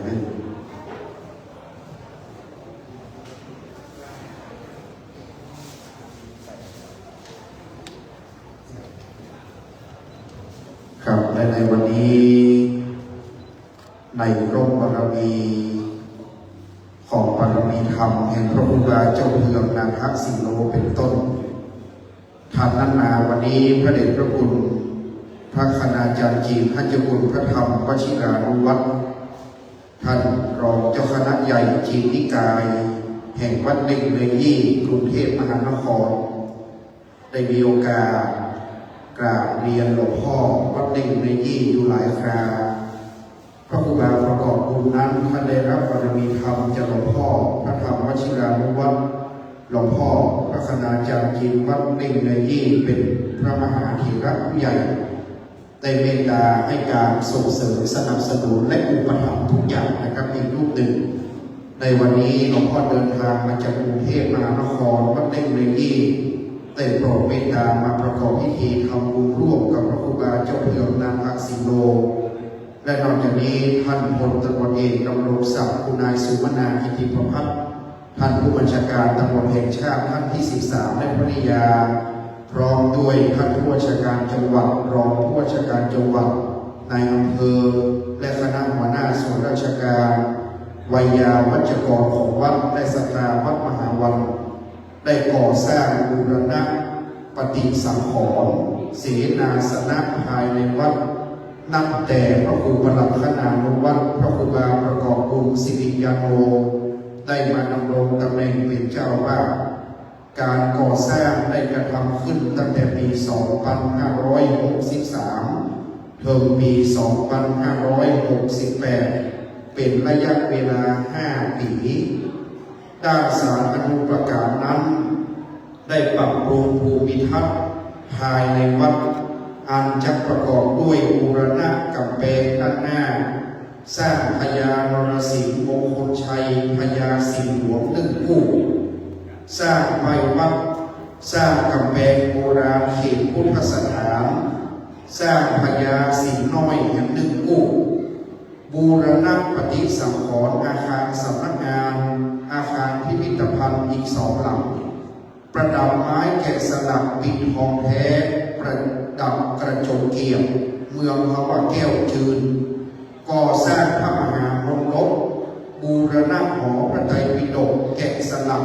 ปิดทองคำเปลวทั้งหมดเป็นทองคำแท้และประดับกระจกเกลียมคือแก้วจืน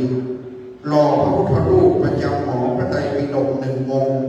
บูรณะศาลาการประเรียนเปลี่ยนระบบไฟฟ้าให้ปลอดภัยทั้งหมดติดตั้งหม้อแปลงไฟฟ้าแรงสูงบูรณะกุฏิสงฆ์องค์หลวงเจ้าอาวาสจัดสร้างกุฏิที่พักสงฆ์และบูรณะพระวิหารหลวงหลังนี้ปิดทองคำเปลวทั้งหลังประดับภาพจิตรกรรมฝาผนังปิดทองพระประธานประจำวิหารบูรณะหอระฆังปั้นลายปิดทองคำเปลวระฆังสำริดได้หล่อขึ้น1 ลูกบูรณะเจดีย์วัดมหาวันสร้างสูงพระกำแพงแก้วหล่อพระพุทธรูปทองคำแท้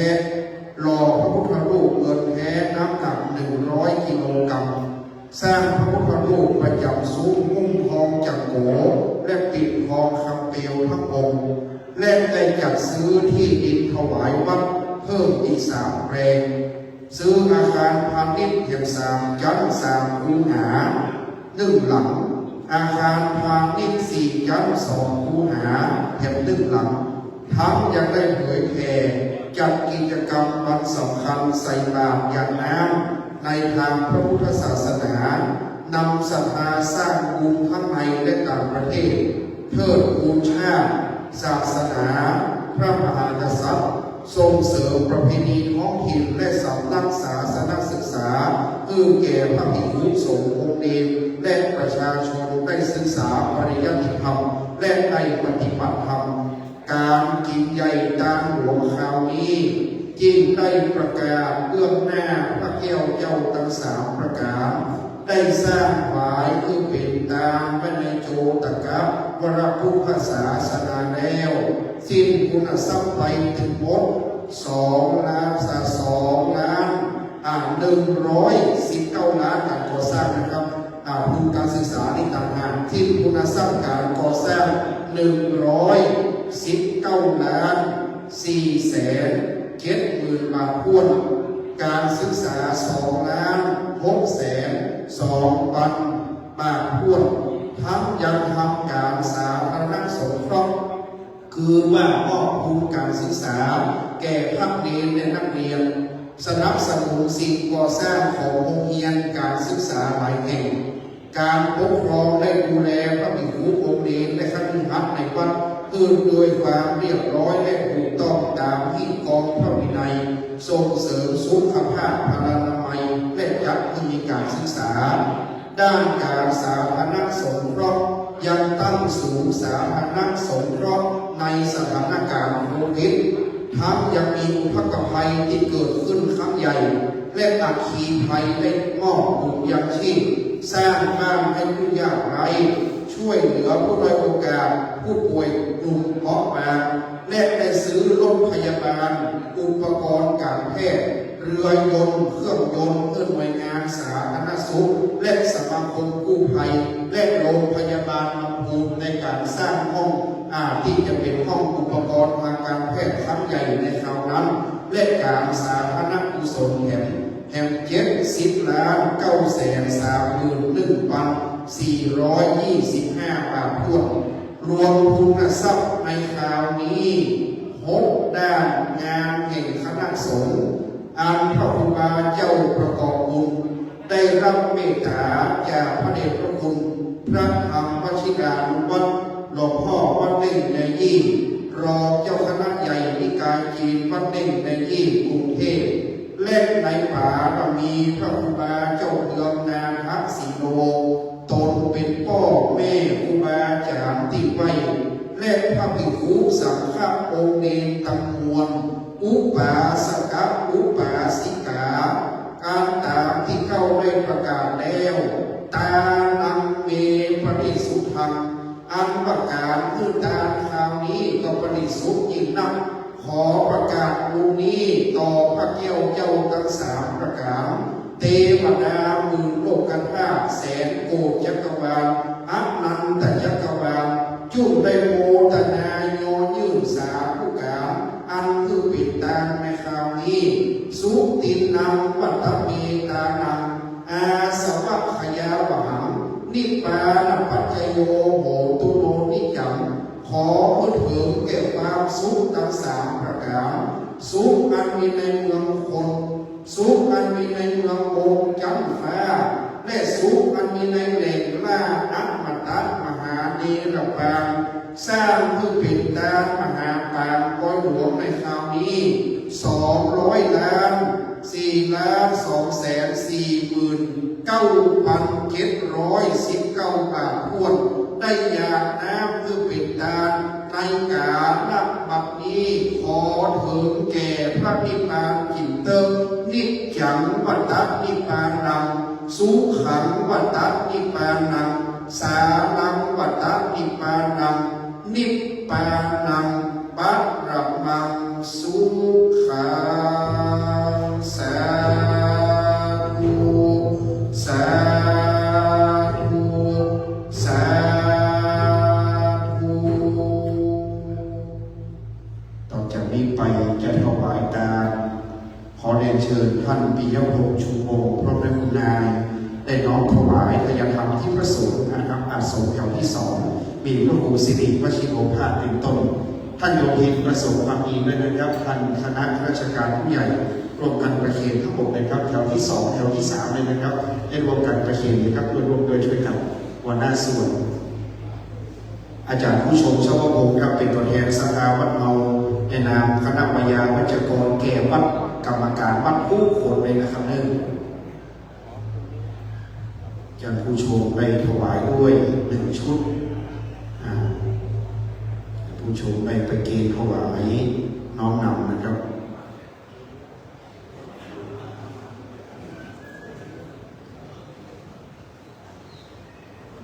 ต่อจากนี้ไปจะได้หยาดน้ำเป็นตามรับพรอันประเสริฐจากพระสงฆ์นิมนต์ท่านพระครูสิริวชิโรภาสได้นำพระสังฆเจ้าปันปอนสื่อไปครับ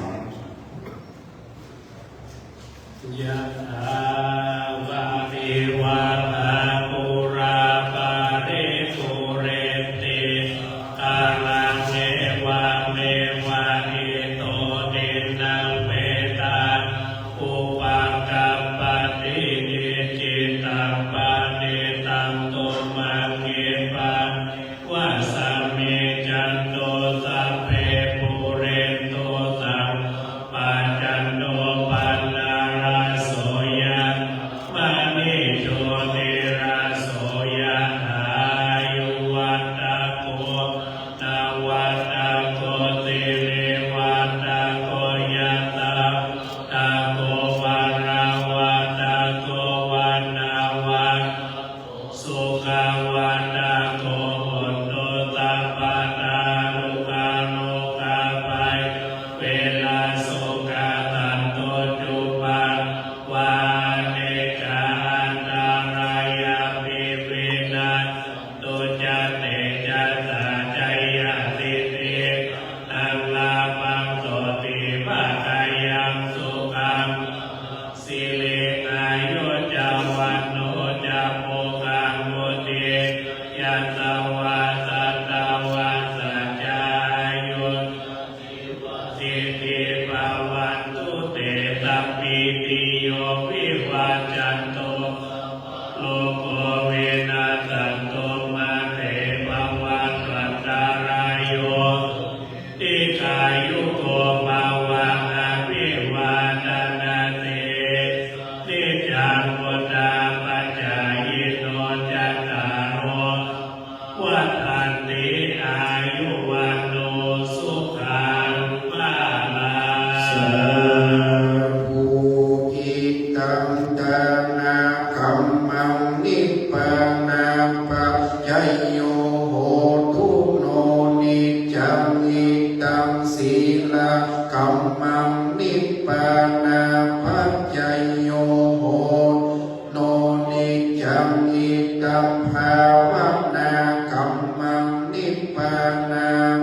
จยโยโหตุโนนิจังยังกินจิกุสาลังกาปังกัมมังสัพเพหิกาเตหิกาตังปุญญังโนอนุโมตุสุนันตุโหนโตเยเตวะอัสสมิงหาเนอติตาติขายุกาสัพพาโหนตุสัพพัสสัตตานังสุขีอัตตานังปะหารันตุมาตาปิตาสุขิตาโหนตุทุกขาปัมมุญจันตุเปยาตกาสุขิตาโหนตุทุกขาปัมมุญจันตุสัพเพอัญญากาสุขิตาโหนตุทุกขาปัมมุญจันตุสัพเพปิสาเป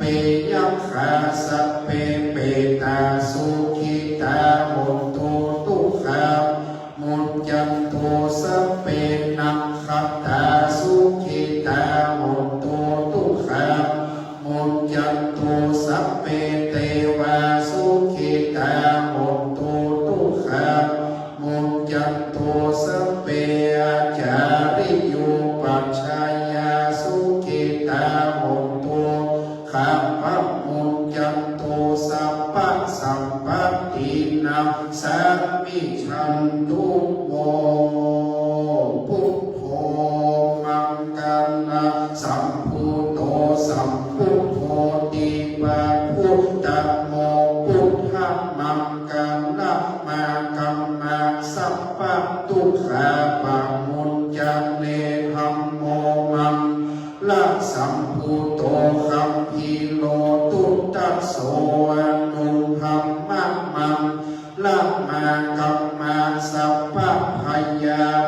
มุญญาเลสังโฆ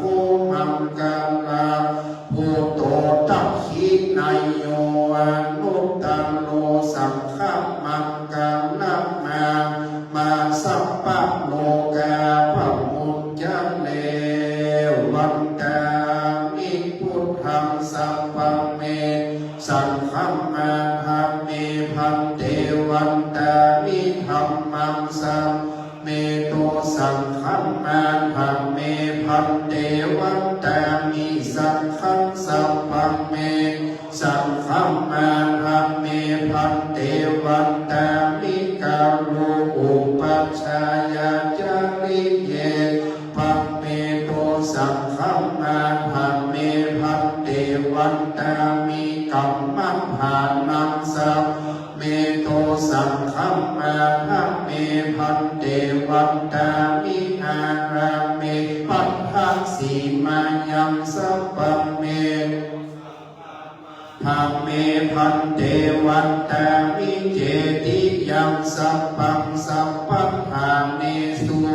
ติหิตาสาลีราภาตุมหาโพธิพุทธรูปังสัง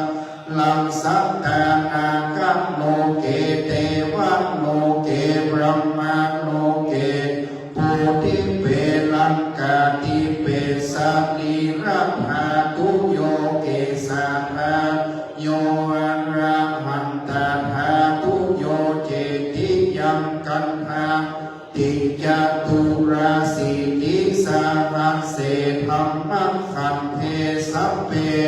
ปาตะเจติยังอัฏหังวันตามิสัพพะโสขอขมาพระเดชพระคุณพระธรรมวชิรานุวัตรหลวงพ่อพระคณาจารย์วัดเด็กในยี่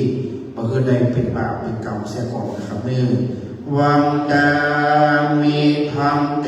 สัพพังอาปาราพังคัมมา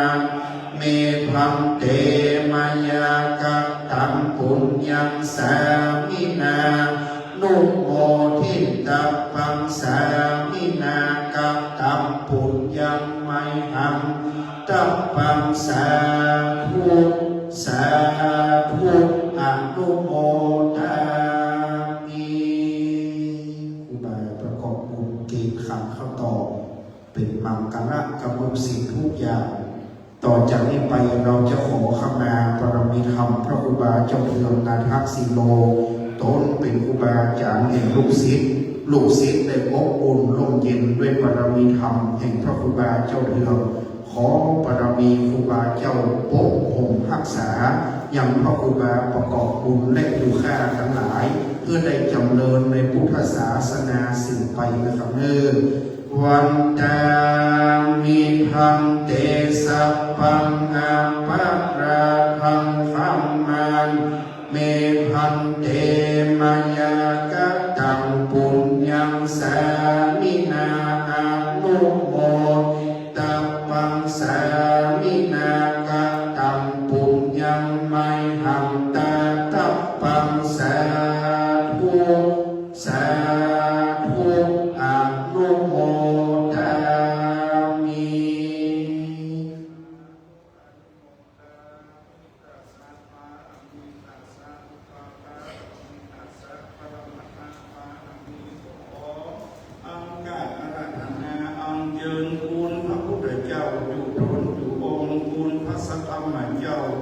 สังฆเจ้า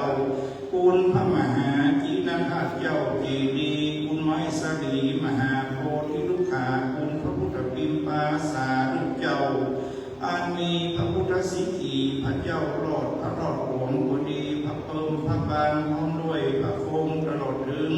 คุณบุญปรมีแห่งบาจันเจ้าจุดนจุองคุณปรมีแห่งพระธาตุเจ้าหลวงคุณหริคุณใจคุณบุญปรมีแห่งพระรอดหลวงอันประดิษฐานวัดมหาวันที่นี้คุณปรมีแห่งพระมหาอินทราชเจ้ามหาวันที่นี้พร้อมด้วยคุณเทวบุตรเทวดาอาหักสุริโยอาหักเตโกบดีอาหักพุ่มขาวอาหักไว้หลวงเพียงดาวอาหักเจ้าหลวงคำแดงบดีอยู่ในมาพบผมหัก ษาเจ้าสมณศักดิ์มาประกอบบุญพร้อมด้วยศิษยานุศิษย์พร้อมด้วยคณะสังฆาจุคนจำเริญมุทิมั่งมีสีสุขทุกดังกินทุกดังไว้ทุกดังได้เป็นการได้เป็นเจ้าเงินเจ้าคำเจ้าเกี้ยวเจ้าเสนสักวยเศรษฐีอยู่สร้างบุญสร้างบารมีธรรมคำจุศาสนาไว้ใจยัตตาโรธรรมาวัฏันติอายุวันโนสุขังปาลังสาธุสาธุสาธุเป็นมังกรอันหอมแผ้วเป็นบุญอันหาเสริมเดินแล้วที่ครูบาเจ้าเพืองนาคักสีโลพระครูบาเจ้าวัดบันเด่นเมตตาแล้วต่อจากนี้ไปเก้าขอนิมนต์พระครูบาเจ้าเพืองเมตตาเป็นประธานในการบรรจุพระบรมสารีริกธาตุยังพระธาตุเจ้าโอคำท่านนำนักศีลลูกศิษย์พระครูบาเจ้าเพืองแง่สมโภชขึ้นเลยเชิญท่านผู้ว่าราชการท่านรองผู้ว่าหัวหน้าส่วนราชการสัปดาห์วิยาวัจกรสัปดาห์พร้อมกันที่ข้างพระธาตุปืนพระมหามงคลวัดมหาวันนะครับคณะสงฆ์ของเมตตามอชยันโตอันนี้พระครูสิริวชิโรภาสหลวงพ่อรองเจ้าคณะอำเภอครูบาวัดประม่วงสันป่าฝ้ายจะได้นำชยันโตหรือตำบลเก้าจะถวายอานักสัญญานะครับ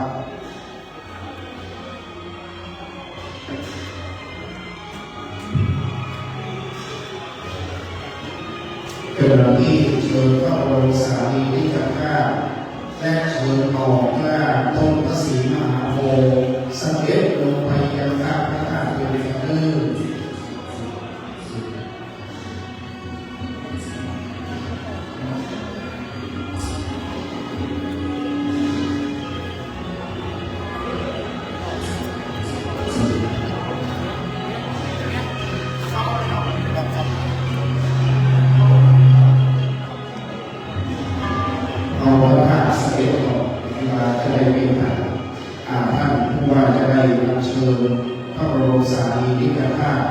ิกจากอุสโลอันว่าหอประสาททองคำนั้นแล้วเสด็จลงจากพระวิหารนี้สถิตเสถียรสำราญที่ลานพระธาตุเจ้าขอแก้วแล้วเราจะได้อัญเชิญขึ้นประดิษฐานตอนนี้ยอยกพระนมมือไหว้ขึ้นเลยขอพระเอติยะข้าพระบรมสารีริกธาตุเจ้าองค์คำแห่งพระศาสดาพระสัมมาสัมพุทธเจ้าได้เสด็จลงจากหอประสาทยุสภพอันเป็นที่มาคำตั้งที่นั้นแล้วได้เสด็จลงจากยุสภพนั้นแล้ว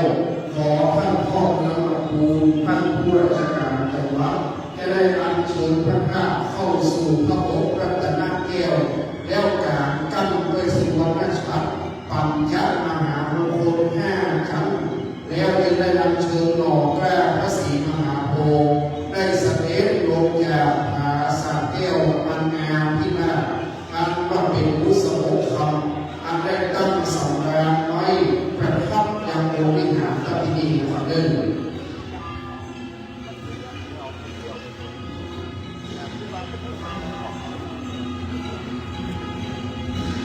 ได้นำเชิญจากพุทธคยาประเทศอินเดียอันว่านอพระศรีมหาโพธิ์นี้หาเสืออินนักนะครับเป็นต้นไม้ที่กว่างามกว่าต้นใดๆในโลกหน่อแก้พระศรีมหาโพธิ์อีกต้นหนึ่งนะครับหน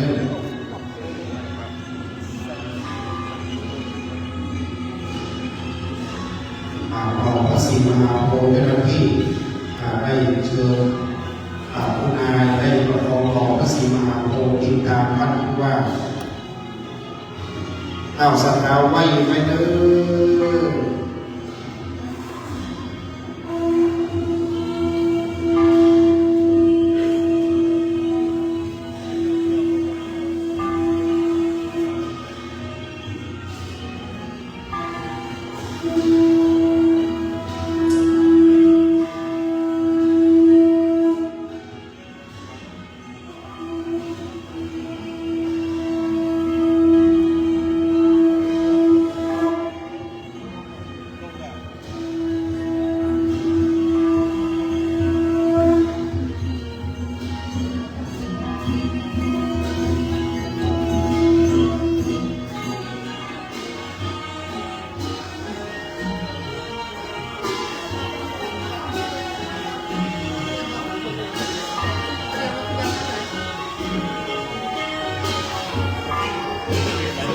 Thank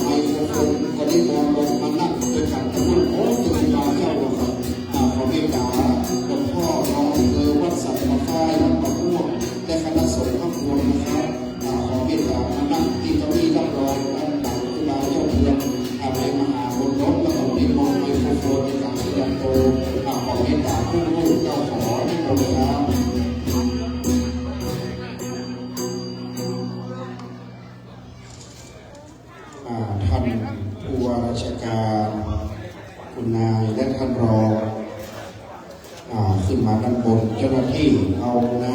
ำแพ็กกับสบู่ไปเลยพี่น้องปนองมานั่งสาดสีแดงนี่เลยเข้าเป็นแถวบินบรรพชาเจ้าพี่น้องปนองลูกศิษย์ครูบาเจ้าเข้ามานั่งที่สาดแดงนี่เลยแล้วก็บินเข้าไปธรรมชาติ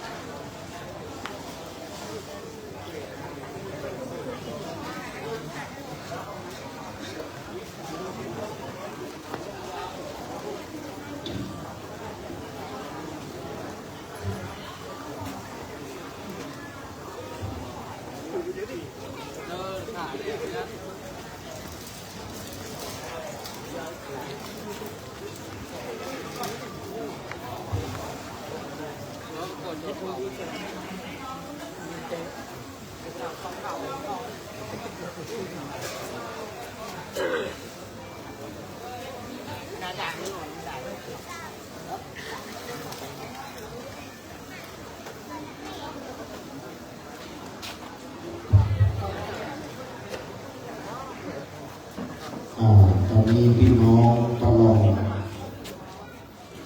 ลูกศิษย์ลูกหาสภาวัดบันเด่นก็ดีสภาเชียงใหม่ลำพูก็ดีได้มาพร้อมกับที่ด้านหน้าลานพระเจดีย์พระเจ้าเรียกว่าครัวพระธาตุท่านพระครูบาประกอบบุญได้บูรณะพระธาตุองค์นี้ให้บูรณะให้แข็งแรงแล้วก็ได้หุ้มทองคำจักโกตอนนี้ในโขงหรือว่าในซุ้มทิศเหนือครูบาว่า4 อุโมงค์คำวันนี้จะได้ปิดท้ายนะเด้อจะได้ปิดท้ายดังนั้นจะได้ปิดอุโมงค์คำแล้วก็ปฏิสังขารพระพุทธรูปเราประกอบพิธีอยู่7 คราวตามที่โบราณบรรยายครูบาอาจารย์ได้กล่าวครูบาสังฆายังมาเก่าได้ทำพิธีบรรจุพระบรมสารีริกธาตุอยู่7 ครั้งและเพิ่มไปเรื่อยๆรอบนี้พระครูบาประกอบบุญกล่าวว่าพระครูบาเจ้าเพื่อมาหลวงพ่อวัดเล่นไม่ยิ่งมาจะบรรจุเป็นรอบเพื่อนสุดท้ายแล้วเราจะปิดที่ปราสาทเฟืองและอัญเชิญพระพุทธรูปไปประดิษฐานก็ถือว่าปล่อยหลวงได้ในวันที่1 กุมภาพันธ์ดังนั้นบรรจุที่เป็นธาตุดินเผาในเฉพาะพระรอดในหลายแสนองค์บรรจุเข้าไปแล้วก็บรรจุพระแก้วบรรจุพระหยกบรรจุพระเนื้อเงินเนื้อทองไปหลายคราวนะครับครั้งนี้เป็นครั้งสุดท้ายที่ก่อนจะทำการสมโภชจะได้บรรจุองค์พระพุทธรูปเป็นตามลำดับดังนั้นก็จะบรรจุองค์พระเจดีย์ที่เราจะได้อัญเชิญพระบรมสารีริกธาตุโบราณก็ใส่อัญมณีดวงแก้วบอกว่าแก้วอย่างไทยน้ำว่าเพชรดีทับทิมสีมณีแดงเขียวใสแสงมรกตเหลืองใสสดบุษราคำแดงแก่กำโกเมนเอกสีหมอกเมฆนิลการมุกนาหารหมอกมัวแดงสลัวเพทายสัมวานสายไพทูลเจิดจรูนพรัตน์แก้วยังเมืองเราว่าแก้วคนเล็กแก้ววชิรเป็กแก้วก้อแดงใสแสงอันงามพิลาแก้ววิทูลเหลืองน้ำผึ้งแก้วมหาดินดำอันได้บรรจุอัญมณีลงไปเข้าไปแล้วมีแหวนทองมีสร้อยทองอันมีสังวานทองและมีทองคำต่างๆบรรจุไปในคราวหนึ่ง เม็ดเงินเนื้อเงินก็ใส่พญาหงเงินขึ้นอีกคราวหนึ่งก็ยังจำไม่ดังนั้นในแต่ละคราวนั้นล้วนเป็นของดีของวิเศษพระพิมพ์พระผงพระเครื่องก็บรรจุเข้าไปแล้ววัตถุมงคลพระพุทธรูปต่างๆก็บรรจุเข้าไปตอนนี้เดี๋ยวครูบาประกอบบุญจะเมตตาบอกในช่างสนาที่จะได้ขึ้นปวดหรือว่าขึ้นนั่งร้านรอบนี้จะเป็นพระบรมสารีริกธาตุพระครูบาประกอบบุญเดินทางไปที่ประเทศอินเดียไปอัญเชิญพระบรมสารีริกธาตุและนอพระศรีมหาโพธิ์ตอนนั้นเป็นโอกาสประจวบเหมาะพระครูบาเจ้าเพื่อนนาถาสีโลก็ไปประเทศอินเดียเมตตาไปเป็นประธานยกย่อฉาบทองคำขององค์พระมหาเจดีย์พุทธคยาพระครูบาเจ้าเพื่อนท่านได้เดินขึ้นนั่งร้านและไปเป็นประธานยกย่อทองคำของพระมหาเจดีย์ที่ประเทศอินเดียพิธีกรอาจารย์ก็ไปพวงครูบาอาจารย์พอดีมีโอกาสได้ไปถามเมืองอินเดียและได้ทราบดินแดนพุทธภูมิเป็นอย่างไรดังนั้นวันนี้องค์ที่หนึ่งพระแก้วขาวพระแก้วขาวเจ้าหน้าที่ยกยอยื่นถวายแด่พระครูบาเจ้าเพื่อนนาถาสีโลขึ้นก่อนพระครูบาเจ้าจะที่ถามและมอบแก่ท่านผู้ว่าราชการให้นายช่างได้เกินไปปฏิสถานสภาพนมมือตั้งใจนกไว้ให้เป็นสมาธิด้วยปุถานุภาพธรรมานุภาพสังฆานุภาพเตจานุภาพมหิทานุภาพองค์ที่หนึ่งท่านปิยพงศ์ผู้ว่าราชการจังหวัดลำพูนประคองพระเศษตังคมณีองค์ที่สองเป็นพระบรมสารีริกธาตุบรรจุในพระโอษฐ์แก้วการกั้นด้วยฉากสุวรรณทองคำ5 ชั้นมอบแด่พระโยธินประสงค์ความดีเป็นผู้รับมอบพระบรมสารีริกธาตุองค์ที่สามเป็นพระเจ้าทองคำอันพระครูบาประกอบบุญยอยกยื่นถวายคือเป็นการ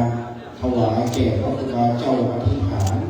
การนั้นเป็นมหามงคลและจะมอบแก่พระครูประหลัดคณะวัดผู้เป็นลูกศิษย์พระครูบาประกอบบุญตั้งแต่เป็นเนรอยู่ติดใกล้ชิดอาสมครูบาพ่อเป็นตู้เจ้าได้รุ่งเรืองก็ได้ติดอาสมครูบาพ่อเป็นมงคลที่สุดทุกประการหามงคลอย่างนี้ไม่มีอีกแล้วนะครับเนี่ยสาธุพระครูบาประกอบบุญท่านผู้ว่าท่านรองผู้ว่าเมตตาเดินลงจากประลำพิธีการนะครับ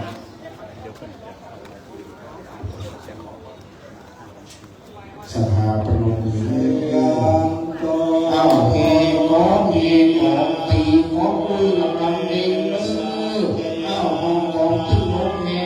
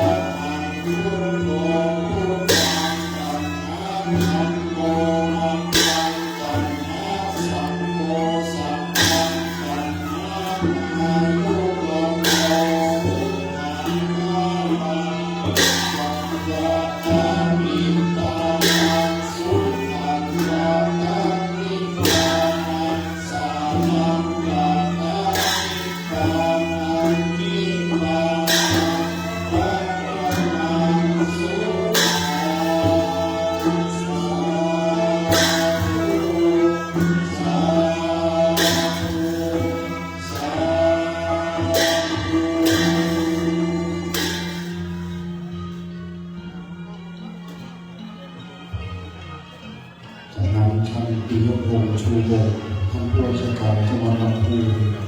จะได้น้อมถวายเพื่อพยธรรมต่อพระพระคุณหลวงพ่อพระคณาจารย์จีนพระธรรมวชิรานุวัตรรองเจ้าคณะใหญ่จีนนิกายวัดเล็กในยี่น้อมถวายพยธรรมหลวงพ่อครับ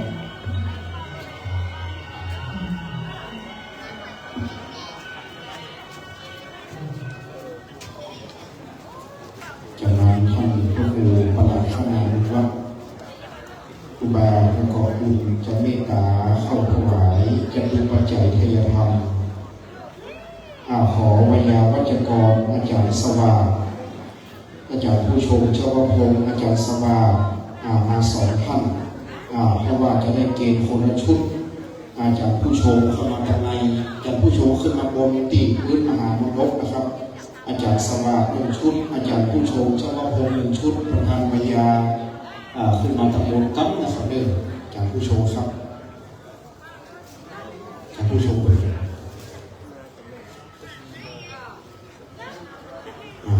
อาจารย์ผู้ชมเจ้าพงศ์อาจารย์สว่างขึ้นมาสอนครับ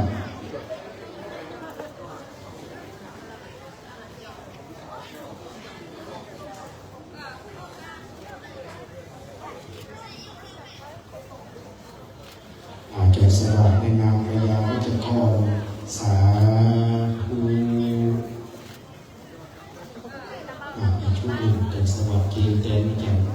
ผู้ชมชมพงศ์นี่สาธุขอบคุณสำหรับการทำเป็นตามงานทำงดงาม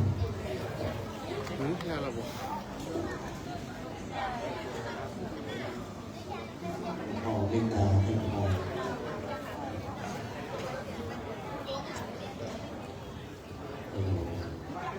เรียนพอไม่จำกัด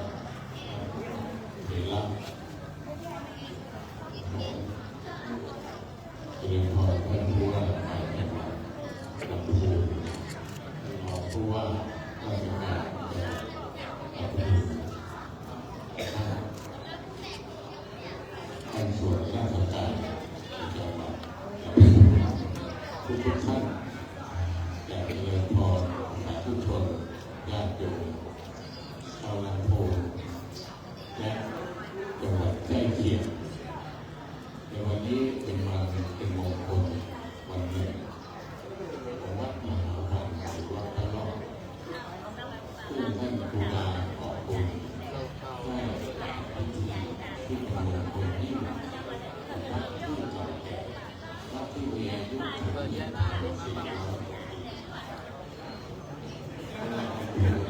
ารศึกษาประวัติเป็นจังหวัดที่มีความ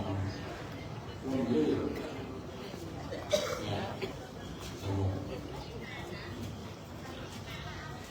เหมาะกับวัดมหาวันที่ก่อตั้งมาเมื่อ400 กว่าปีซึ่งหลักนับยุคเป็นยุคของพุทธศาสนามหายานที่เข้ามาสู่ประเทศไทยในพิธีนี้มีพิธีตั้งแต่การเดินเชิญพระบรมสารีริกธาตุในประเทศอินเดียมาเป็นตัวเจดีย์ที่เก่าแก่คู่กับวัดคู่กับโบสถ์บรรจุพุทธรูปซึ่งเป็นองค์สัญลักษณ์ของพุทธศาสนาและต่อจากนั้นยังมีต้นหน่อของพระศรีมหาโพธิ์ที่ท่านครูบาขอบคุณได้อัญเชิญมาจากอินเดียซึ่งยังมีการปลูกต่อไปพุทธศาสนาในโลกเป็นพุทธศาสนาที่เป็นความจริงเป็นสัจธรรมช่วยชีวิตมวลมนุษย์ในโลกนี้ได้ในโลกนี้เวลาที่เรามีพลเมืองโลกทั้งประเทศ7,000 กว่าชีวิตพุทธศาสนาคือเป็นที่พึ่งของเราสรรพสัตว์สาธุชนทุกท่านได้นำหลักคำสอนของพระพุทธศาสนาซึ่งเป็นหัวใจหลักก็คือการทำความดีละความชั่วทำจิตให้สะอาดหัวใจพุทธศาสนามี30ถ้าสงฆ์เรา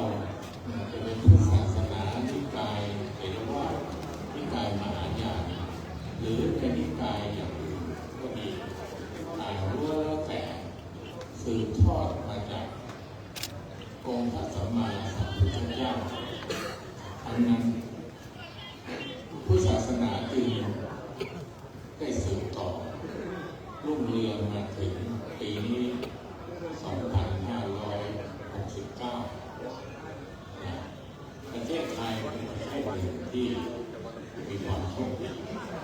มีทั้งพุทธศาสนาเถรวาทพุทธศาสนาและมหายานต่างก็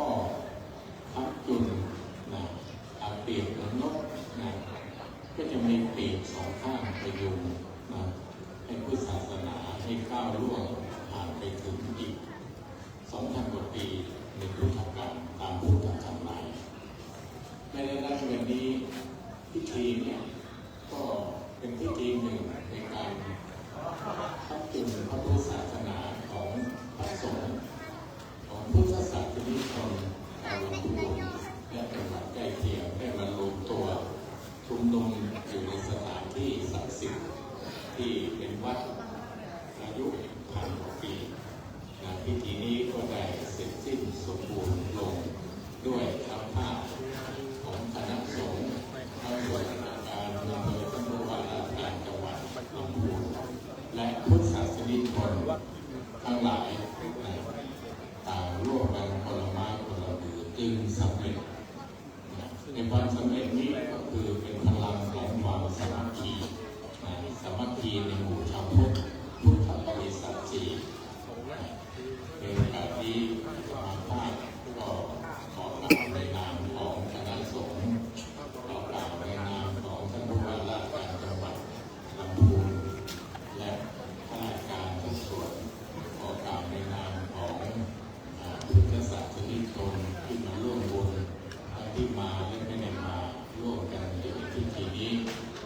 ขอองค์พระศรีรัตนตรัยมีองค์พระรอดเรียกแบบชาวบ้านก็คือพระรอดและองค์พระพุทธโพธิสัตว์เจ้าองค์พระอรหันตสาวกและพระอริยสงฆ์ทุกองค์ทุกรูปเป็นจังหวัดลำพูนและในวัดมหาวันแห่งนี้ได้อำนวยอวยพรให้ท่านสาธุชนทุกท่านเดินด้วยศีลสมาธิด้วยปัญญาอย่างไม่เสื่อมคลายและก็เจริญด้วยอายุวัฒนะมงคลด้วยสุขภาพกายใจแข็งแรงและหน้าที่การงานเจริญรุ่งเรืองและก็ให้ทุกท่านเดินทางโดยปลอดภัยและสวัสดิภาพและเชื่อว่าความเจริญรุ่งเรืองของพุทธศาสนาคงไม่อยู่ตรงนี้และให้ทุกท่านสุขกายสุขใจและสบายใจ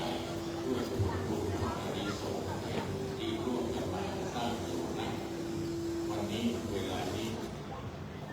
ทุกสาธุ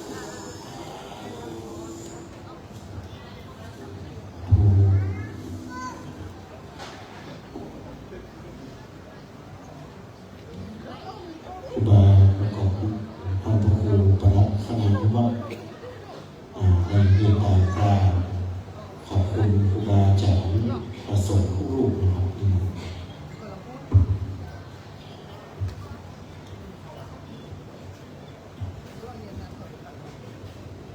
ขอกราบในเมตตาบารมีธรรมแห่งพระเดชพระคุณหลวงพ่อพัฒนาจีนธรรมวิชิรานุวัฒน์เจ้าคณะใหญ่จีนนิกายวัดเลี่ยงมียีมังกรกมลวาสเยาวราชและวัดเลี่ยงมียีทุกสาขาทั่วประเทศไทยตามในเมตตาบารมีธรรมเพียงตนบุญตนเสน่ห์องค์คำครูบาเจ้าเถื่อนนาทสีโลตนบุญเห็นวัดเด่นสรีศรีเมืองแกนที่ได้เมตตาข้าเจ้าในวันนี้ข้าเจ้าได้ตั้งจิตตั้งใจไว้ว่าถ้าการถ้าเมื่อใดจะได้ขอเมตตาครูบาเจ้าตนองค์คำได้มาบรรจุหัวใจเป็นนอกมัคคัชิมะและจะเล่นยกยอดตามวันนี้พระเดชพระคุณเจ้าที่เป็นที่ฮักที่เคารพนอกยกตัวจาทั้งสองพระองค์นั้นได้เมตตาอย่างคณะสงฆ์คณะศรัทธาสันนิบาตทางเข้าวัดมหาวันแห่งนี้ก็ทรงนำมโนความคิดปณิธานที่ได้ตั้งใจเพราะว่าการบูรณะพระธาตุเจ้าเจดีย์ในครั้งนี้นี่ก็ทำด้วยเวลาอันยาวนานพอสมควรเพราะว่าเป็นงานบูรณะตามคำแนะนำของกรมศิลปากรและสภาวิศวกรรมสถานแห่งประเทศไทยก็ต้องใช้เวลาพอสมควรก่อนนับวันนับคืนรอวันที่พ่อแม่ครูบาอาจารย์หลวงพ่อวัดเล่นดีตนบุญสติองค์คำวัดเล่นสติสีเมืองแกนมาเมตตาวันนี้ข้าเจ้า โด ถึงยอดตาลจะได้ยกยอดตาลพระธาตุเจ้าสายนี้พระธาตุเจ้าก็ได้นำอัญเชิญมาจากอินเดียเมตตาบารมีเจ้าทั้งสองในเมตตาภายผลคุณนกอย่างถูกค่าเป็นอย่างยิ่งและขอเจริญพรท่านผู้ว่าราชการท่านรองผู้ว่าราชการศรัทธาวันหาวันศรัทธาพี่น้องผ่าลองพี่น้องไทยโยมจากสิงคโปร์มาเลเซียตั้งแต่วันนี้ไป4 วันเราจะได้ทำบุญกินตามพระเจ้าพระสงฆ์หลายตนและองค์จะเมตตามาทำบุญก็ถือว่าวันนี้เป็นปฐมเบื้องต้นที่เราจะได้กระทำบุญกินตามโดยในเมตตาบารมีธรรมแห่งตนสรีองค์ธรรมครูบาเจ้าเพื่อนนาทสีโนมาเมตตาเป็นประธานในวันนี้ขอหน้าบุญกุศลเข้ากับผลนั่งของเราตั้งแต่ในสายในบารมีธรรมและขออนุโมทนากับญาติโยมทุกคนทุกท่านที่มาในวันนี้ขอความสุขสวัสดีบุญพระรอดหลวงจงคุ้มครองรักษาทุกคนทุกท่านตลอดกาลและตลอดไปขอเจริญพร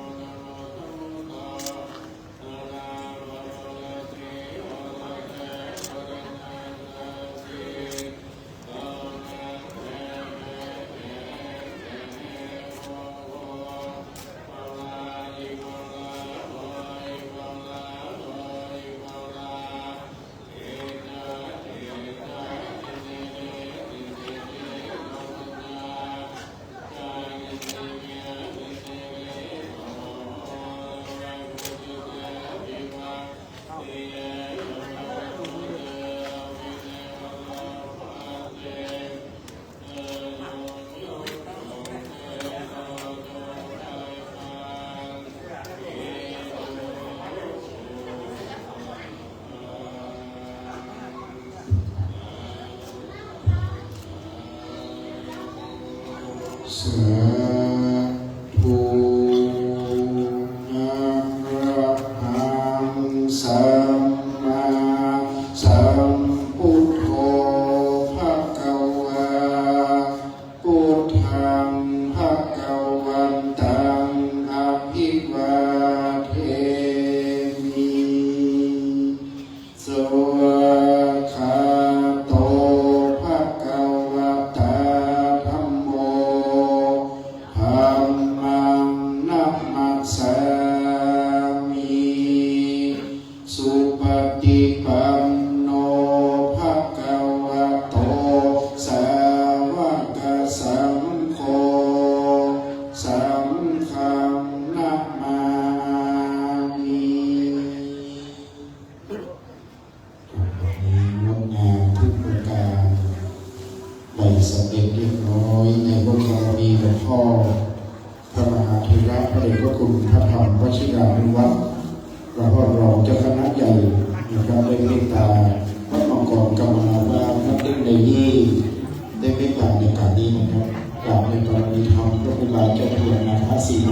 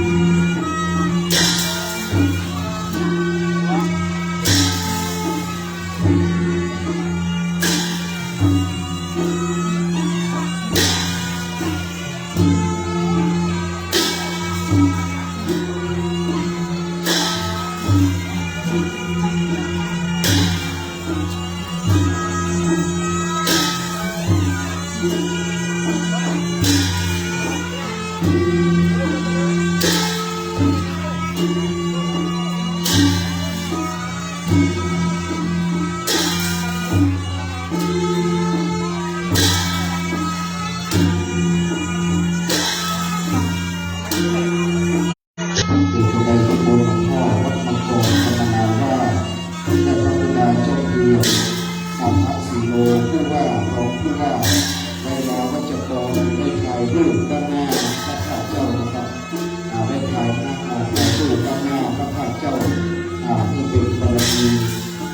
เวลาวัชกรเริ่มมาจากผู้เลี้ยง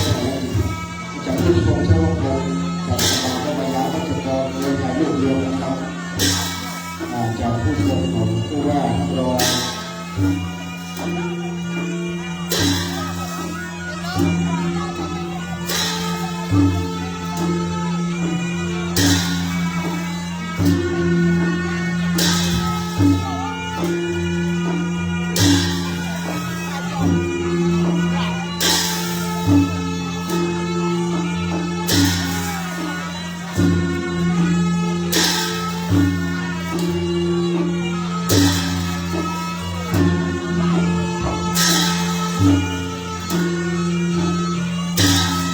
เอาซับปังโคนไปฆ่าไปนึ่ง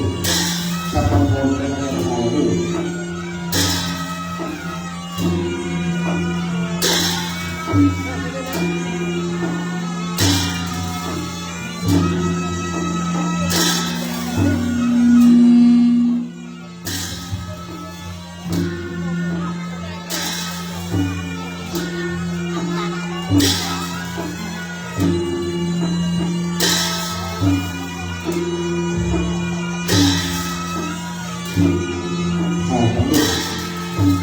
กรรมการรอบน้องนะครับคณะ